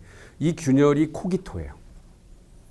이게 데카르트의 주체입니다. 그러니까 이 코기토는 의미화될 수 없는 빈 공간입니다. 예, 그리고 이 빈 공간이 왜 생긴 거죠? 자 여기서 이게 중요한 말이 뭐냐면요. 의미의 틈이 코기토입니다. 그러니까 의미를 초월한 존재가 코기토가 아닙니다. 초월성이 아니에요. 예? 의미와 의미가 어떻게 해요? 의미와 의미의 연결 부분이 이렇게 틈이 생긴 거, 탈구돼서 틈이 생긴 게 존재예요. 그러니까 의미의 결과물이지 의미를 초월하는 게 아닙니다. 의미가 욕망하는 게 아니라고요. 존재가. 코기토는 내용 없어요. 완전히 배설물 같은 거예요. 빈 공간이에요. 우리 그것과 대면하기 싫어해요. 우리는 우리의 기원과 대면하는 거 싫어합니다. 그걸 덮으려고 하죠. 그 빈 공간을 덮으려고 해요. 자, 데카르트는 존재론적으로 일관적인 우주 속에 최초로 균열을 도입했다. 한 5줄 내려갑니다. 그렇지만 데카르트는 코기토, 나는 생각한다를 레스 코기탄스, 생각하는 사물로 환원함으로써 나는 생각하다는 빈 공간이고 생각하는 사물, 레스 코기탄스는 세계 속의 한 요소죠. 예, 이러면 뭐가 없어져요? 빈 공간이 없어집니다. 그렇죠? 코기토라는 빈 공간을 세계 속의 한 요소로 환원시켜 버렸다는 거죠. 코기토를 레스 코기탄스로 환원시킴으로써 현실이라는 직물에, 세계라는 직물에 그가 낸 상처를, 그 상처가 뭐겠어요? 그게 주체입니다. 코기토예요. 아까 말씀드렸죠? 예, 의미의 세계 속에 상처, 끼워 넣어져 있다고요. 예, 이게 인간의 존재론적 조건입니다. 우리는 세계 속에 끼워 넣어져 있죠. 예, 그런데 세계가 완전히 설명할 수 없는 존재로 끼워 넣어져 헐벗은 존재로 의미화할 수 없는 의미가 채울 수 없는 헐벗은 존재로 현실이라는 직물에 그가 낸 상처를 꿰맨다. 그러면 상처가 뭐죠? 상처가 기원입니다. 그렇죠? 예, 우린 처음부터 상처였어요. 주체라는 상처. 그것도 트라우마예요. 완전히 해소될 수 없는 상처. 근데 그걸 꿰맨다고요. 봉합합니다. 그게 뭐죠? 코기토를 레스 코기탄스로 바꾼 거예요. 레스 코기탄스. 의미로 바꾼 거죠. 존재를 의미로 봉합합니다. 그런데 존재를 의미로 봉합하는 이것은 완벽할까요? 그렇지 못할까요? 그렇지 못합니다. 봉합 자국이 그대로 남아요. 예. 이래서 어떻게 해요? 이게 완벽하지 못하니까 다시 돌아온다고요. 다시 돌아와요. 이게 락강 용어로 실제의 귀환이라고 하는 거고 다시 돌아온다고. 다시 돌아와. 칸트만이 자기 의식에 내재한 역설들을 완전하게 표명한다. 자, 데카르트는 코기토를 발견해 놓고 레스 코기탄스로 환원시켰어요. 그런데 칸트가 자기 의식에 내재한 역설들을 완전하게 표명한다. 그러니까 칸트는 데카르트가 이야기해 놓고 덮은 거를 다시 드러내는 거죠. 또 똑같이 헤겔은 칸트가 이야기해 놓고 덮은 거를 다시 드러내는 거죠. 예, 이런 방식으로 설명한다는 거예요. 철학사를. 칸트의 초월적 전회가 아까 말씀드렸죠. 초월적 전회가 드러내는 것은 주체를 존재의 대사슬 속에 우주라는 전체 세 줄 내려갑니다. 전체 속에 위치시키는 것의 불가능성이다. 주체는 주체는 우주라는 전체 속에 위치할 수 없어요. 틈이기 때문에. 이게 옛날에 여러분 이런 거 있었잖아요. Great Chain of Being, 존재의 대연쇄 이런 거 있죠. 예. 여기서 제일 중요한 말은 체인입니다. 구조주의자 시절에 락강은 그런 얘기 많이 했어요. 그런 얘기 많이 했습니다. 락강도 초기에 이런 말, Chain of Signifiers, 기표들의 연쇄. 이 체인이란 말을 쓰면 이게 뭐예요? 이게 틈이 없다는 겁니다. 체인이 틈이 있으면 어떻게 되죠? 연결이 안 되잖아요. 응? 구조주의자에게 기표들은 틈이 없어요. 체인으로 다 연결되어 있다고요. 이렇게 체인으로 연결되어 있어요. 그런데 주체는 저 기표들의 연쇄, 존재의 대연쇄에 포함될 수 없어요. 주체는 빈 공간이에요. 저걸 중지시켜요. 저걸 깨트려요. 네, 그러니까 이 주체라는 문제가 지적이 굉장히 중요한 거죠. 그래서 이것을 락강보다는 독일 관점론에서 가져오게 되는 거죠. 오히려 주체는 가장 근본적인 의미에서 탈구되어 있다. 그 체인을 중지시키는 탈구되어 있다. 데카르트에게 그 다음 단락입니다. 데카르트에게 이 탈구된 상태는 아직 은폐되어 있다. 그래서 한 줄 내려가면 푸코가 말과 사물에서 얘기한 것처럼 표상의 문제 틀에 의해 규제되는 인식론적 장애 제약 속에 머물러 있다. 그래서 데카르트에게 주체는 뭐라는 거죠? 표상체계입니다. 표상체계, 재현체계예요. 재현되는 어떤 요소예요. 빈 공간이 아니라. 27페이지 첫 번째 단락 네 번째 줄에 데카르트는 아직 코기토를 현실 전체에 상관적인 것으로 파악하지 않는다. 현실 전체에 상관적이라고 하는 것은 현실이 온전하지 않다. 이렇게 얘기하지 않고 코기토를 레스 코기탄스로 바꿔서 어떻게 해요? 현실 속에 종속되는 현실의 한 요소로 바꿔버렸다는 얘기죠. 현실 전체에 상관적이면 현실이 not all이 되도록 만드는 틈이어야 할 텐데 그렇게 하지 않고 현실 속의 한 요소가 돼버리는 거죠. 이런 거 락강 용어로 바꾸면 소외라고 합니다. 소외. 우리는 주체입니다. 주체인데 기표가 되려고 해요. 주체는 헐벗은 주체고 어떤 의미도 없고 빈 공간이에요. 빈 공간이. 그렇지만 의미에 저항할 수 있죠. 예? 주체 자체가 비어있기 때문에. 근데 우리가 비어있는 걸 싫어하잖아요. 뭐 좀 채우라고 하잖아요. 예? 뭔가 텅 빔을 느끼면 떡볶이라도 먹잖아요. 뭔가 차야 돼. 예? 뭐 채워지지 않지만 뭔가를 채우려고 해요. 우린 비어있는 거 되게 두려워합니다. 텅 빔이 가장 두려워요. 텅 빔 때문에 미치죠. 불안하죠. 불안은 틈 때문에 생깁니다. 불안은. 예? 불안이라고 하는 건 존재론적 틈 때문에 생겨요. 두려움은 대상 때문에 생기지만 불안이라고 하는 건 존재론적 틈 때문에 생겨요. 그래서 이 주체인데도 불구하고 의미의 옷을 입으려고 해요. 의미의 옷을 입으려고. 우리 그래서 먹이지만 앉아 있는 거잖아요. 뭔가 괜찮은 옷을 입으려고 앉아 있는 거라고. 괜찮은 옷을 그 옷을 좀 바꿔 입으려고. 더 좋은 옷으로 입으려고. 그래서 이 부분은 뭐죠? 이게 중요한 건 뭐냐면 이거 자발적 소외입니다. 이거 자발적 소외. 기꺼이 우리는 주체를 벗어 던지고 나 지금부터 기표로 살래. 내 명함으로 살래. 내 이런 사람이에요 나. 명함과 자기를 동일시하려고. 내 타이틀과 나를 동일시하려고 합니다. 우리는 그 타이틀을 중지시킬 수 있는 자유로운 행위의 가능성을 가진 주체임에도 불구하고 나 주체 포기하고 도착적인 주체, 기표로 살래. 이렇게 기꺼이 내 주체성을 집어 던져요.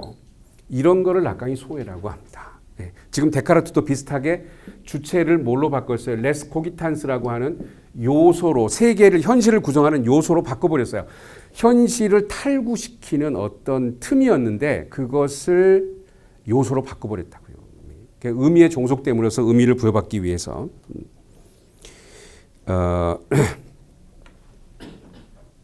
현실의 외부이고 현실에 제외되어 있으면서 현실의 지평을 윤곽짓는 지점으로서 파악하지 않는다.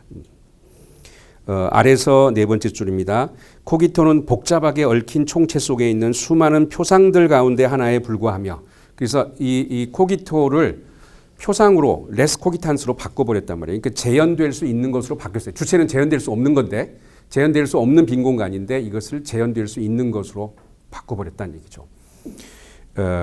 현실의 일부이며 현실 전체에 상관적이지 않다. 현실의 틈을 내는 것으로 이야기하지 않았다.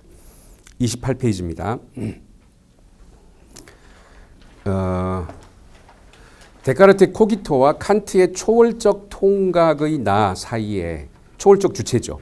단절을 표시하는 것은 무엇인가? 한 7줄쯤 내려오면요. 데카르트는 모든 대상 표상에 수반하는 텅 빈 나는 생각한다. 코기토죠. 텅 빈 코기토에서 우리가 어떤 실정적인 실체, 코기탄스를 붙잡는 것이라고 잘못된 결론을 내린다. 그러니까 주체를 뭘로 바꾼 거예요? 실체로 바꾼 거죠. 아까 헤겔은 뭐였죠? 실체가 주체가 되는 것이 사랑이라고 그랬죠. 네. 그러니까 헤겔 체계는 기독교 체계하고 아주 비슷합니다. 헤겔이 기독교인이라는 얘기가 아니고 그 변증법이라고 하는 것이 그래서 데카르트는 아까 헤겔과는 전혀 반대로 얘기하는 거예요. 주체를 발견해 놓고 그것을 실체로 바꿔버렸다는 거죠. 좀 더 내려가면 이로써 우리는 나는 생각한다라는 형식과 생각하는 실체 사이의 위상학적 불일치를 나는 생각한다 속에 포함된 사고의 논리적 주체의 동일성에 관한 분석 명제와 코기토죠. 생각하는 사물 실체로서의 인격의 동일성에 관한 주체는 앞에 게 주체고 뒤에 게 인격입니다. 인격은 다 의미예요. 기표예요.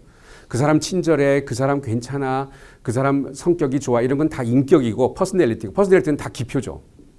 그리고 주체는 그렇게 규정할 수 없는 빈 공간.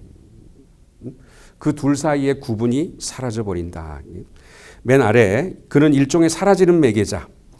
사라지는 매개자가 아까 말씀드린 이겁니다. 이거 요 부분이죠. 요 부분이 사라지면 어떻게 돼요? 대립구조가 되죠. 그렇죠? 자, 예를 들어서 어떤 체제가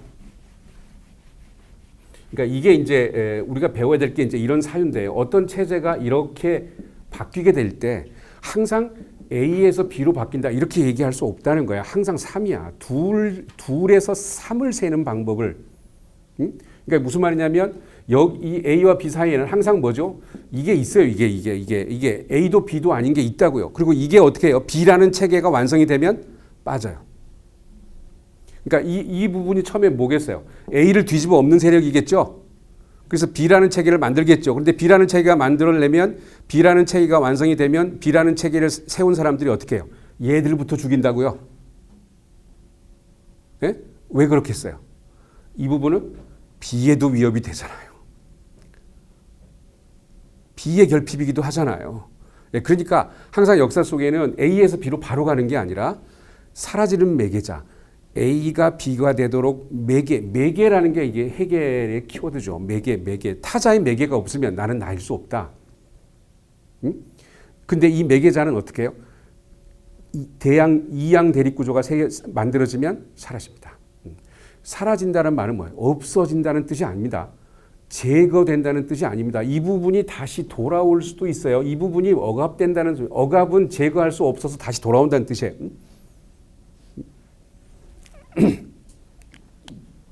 자, 일종의 사라지는 매개자를 데카르트적 레스 코기탄스가 출현하기 위해서는 사라져야만 하는 계기를, 자, 그러니까 여기 코기토가 있고 여기 레스 코기탄스가 있으면 그냥 이렇게 말하는 건 충분치 않다고요. 칸트가 코기토에서 레스 코기탄스로 이렇게 변화했다 이렇게 말하는 건 충분치 않다고요.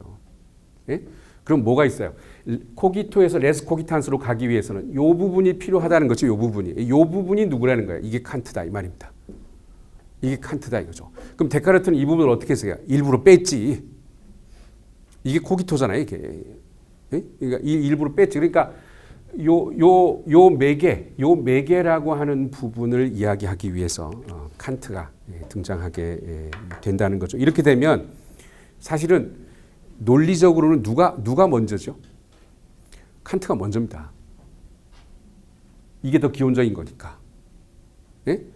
이게 아까 말씀드린 뭐죠? 사후성이잖아요. 우리가 보통 역사적으로 보면 데카르트가 먼저잖아요. 데카르트가 먼저고 그 다음에 이제 칸트가 나오고 그 다음에 헤겔이 나오잖아요. 그렇죠? 근데 이것은 뭐죠?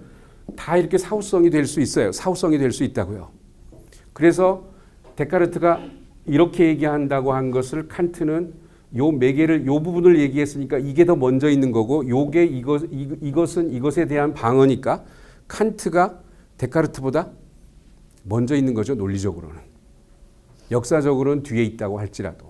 그러니까 데카르트가 발견해 놓고 덮은 거를 칸트가 다시 드러내는. 그러니까 이렇게 되면 우리는 뭐죠? 데카르트를 이해하기 위해서는 뭐죠? 칸트 이후에야 비로소 우리는 데카르트를 이해할 수 있다. 이런 말이 되는 거지. 예? 락강 이후에야 비로소 우리는 헤겔을 이해할 수 있다. 이런 말이 되는 거지.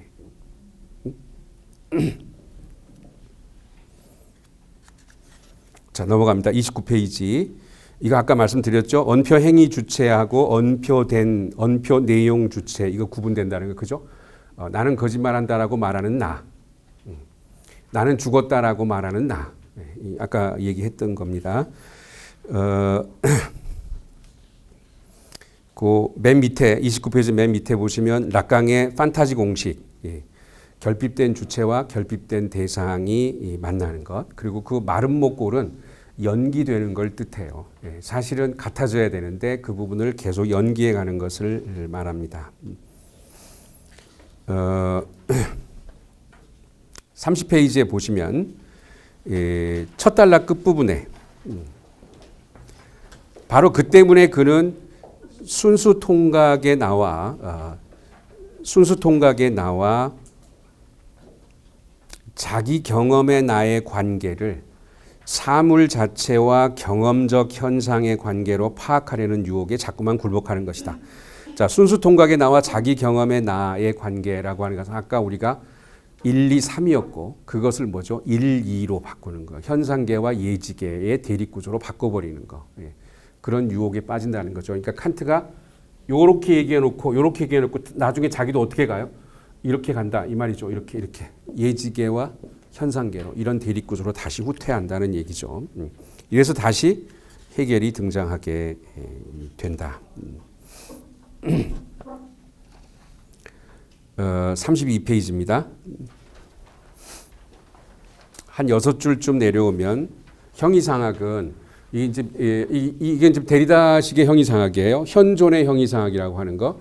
그러니까 지금 데리다나 지적이 비판하고자 하는 철학을 얘기합니다. 형이상학은 형이상학의 특징이 대립구조로 모든 것을 사유하는 겁니다. 형이상학은 원초적인 억압의 상처를 탈구라고 하는 것을 존재의 대사슬 속에 한 자리를 주체에게 할당하여 치료하려고 노력한다. 원래 퀴어라는 게 아웃 오브 조인트거든요. 퀴어라고 하는 것이 사회가 존재하지 않는다는 걸 보여주는 건데 퀴어에게 뭐죠? 너도 방 하나 줄게. 퀴어에게 방 하나를 할당함으로써 퀴어도 뭐죠? 여러 가지 성 중에 하나. 다양성이 됨으로써 퀴어가 갖는 현실 전체에 대한 저항을 없애버리는 거죠. 그거랑 똑같아요 지금. 형이상학은 그러니까 주체를 기표로 만들려고 하는 게 형이상학이다 이 말이죠. 그러니까 그래서 틈을 없애버리려고 하는 실천이성 비판에서 자유를 예지적인 사물로 파악할 때 자유는 어디에 있는 거예요? 예지계와 현상계 사이에 있는 건데 이것을 예지계에 속한 것으로 파악하면 그 사이가 사라져버리죠. 칸트 스스로 잘못을 저지른다. 그래서 1, 2, 3이라고 하는 공간을 1, 2로 자꾸 이야기하게 된다는 거죠.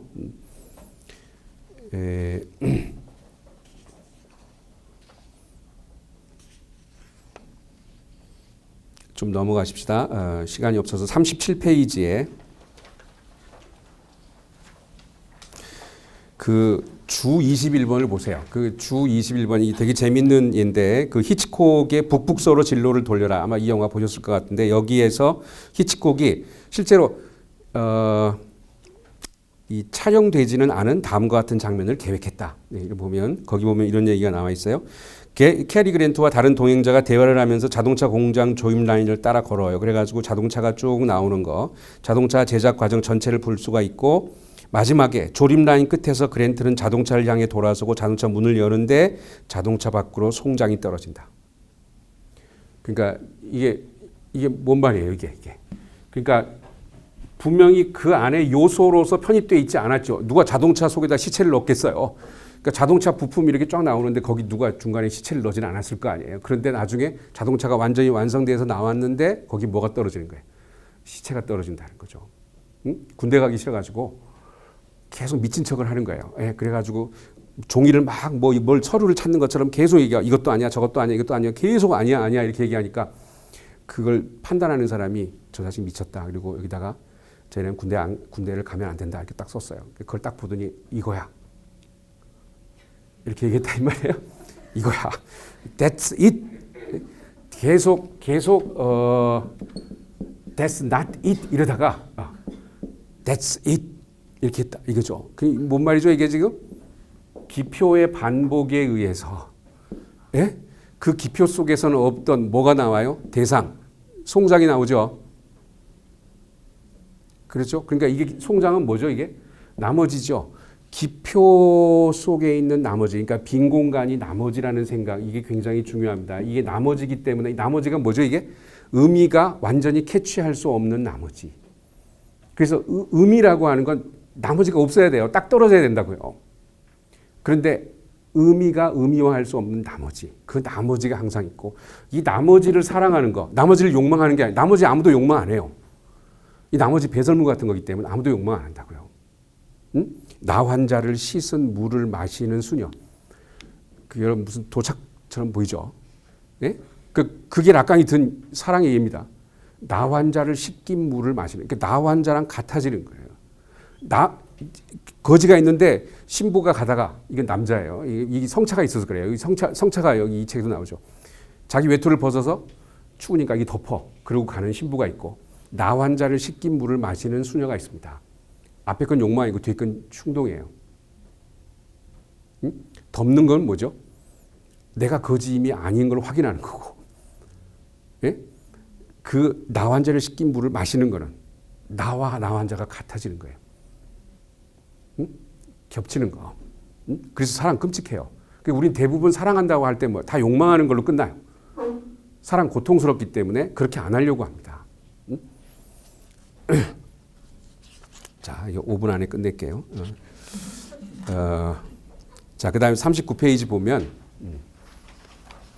자, 앞에 우리 탈구된 얘기했고, 39페이지 보면, 아까 말씀드린 대로 칸트에서 헤겔로, 이렇게. 그러니까 칸트에서 헤겔로 가야 비로소 뭐죠? 주체가 행위할 수 있는 가능성이 생깁니다. 저항할 수 있는 가능성이 생깁니다. 주체의 시작이 히스테리 주체예요. 히스테리 주체는 질문하는 거예요. 나에게 주어진 상황에 대해서 의심하고, 이게 데카르트죠. 의심하고 그것에 틈이 있다는 것을 의심해 보는 거. 이게 히스테리예요.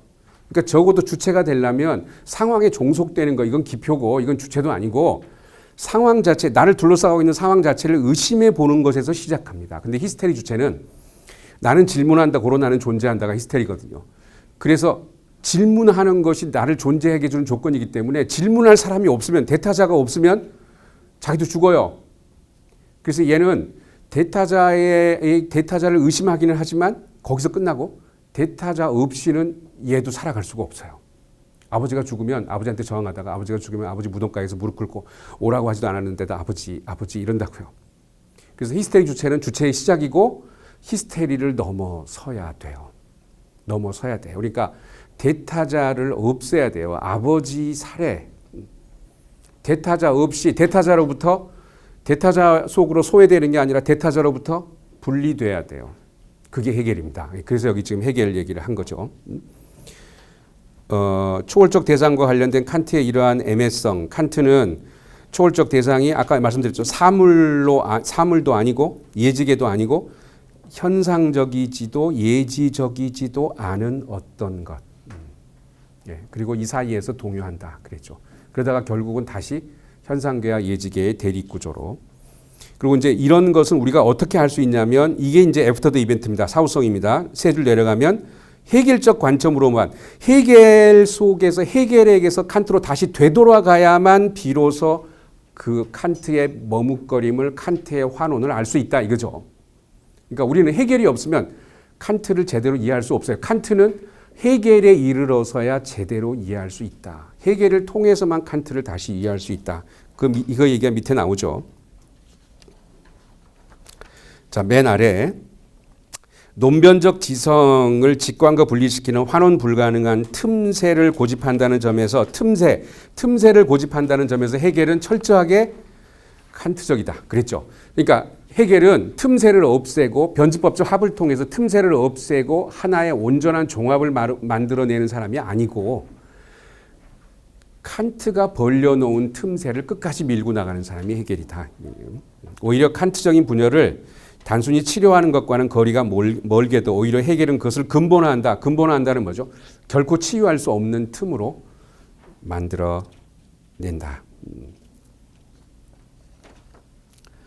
41페이지 네 번째 줄입니다. 메타 언어란 없다. 이게 락강 말이거든요. 메타 언어가 뭐냐면 초월적 언어입니다. 초월적 장소란 없다. 대타자란 없다. 이런 거죠. 그러니까 해겔의 절대 지식은 대타자가 아닙니다. 모든 것을 통합하는 지식이 아니라 모든 것을 통합하는 지식은 없다예요. 그러니까 해겔의 절대 지식은 지적에게는 뭡니까 이게? 절대 지식이라는 없다를 설명하는 거예요. 응?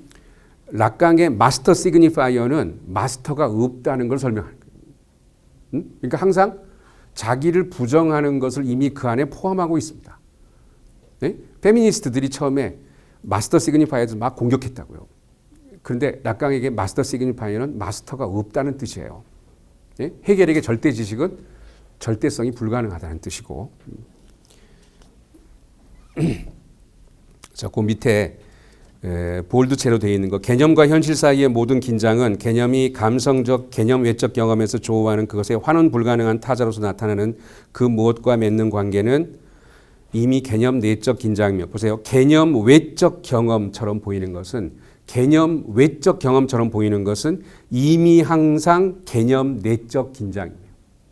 개념 외적인 것은 아직 아닌 거죠. 우리가 아직 거기 도달하지 못하는 거죠. 개념 외적 경험처럼 보이는 것은 이미 항상 개념 내적. 그래서 우리가 차이라고 얘기하는 이건 외재적 차이입니다. 나와 바깥에 있는 타자와.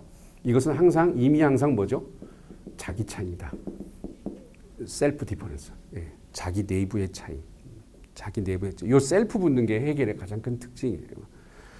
나와 타자, 바깥에 있는 타자는 이미 나와 나의 분열, 나를 분열시키는 그런 개념 내적 긴장입니다. 예, 그러려고 했습니다. 지금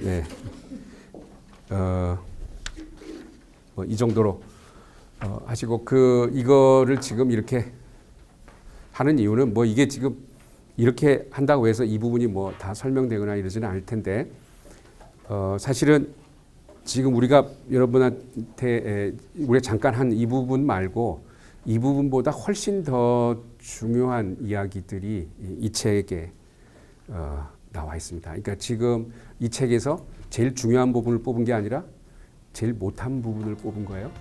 그러니까 이 책을 읽어야 할 충분한 이유가 있습니다.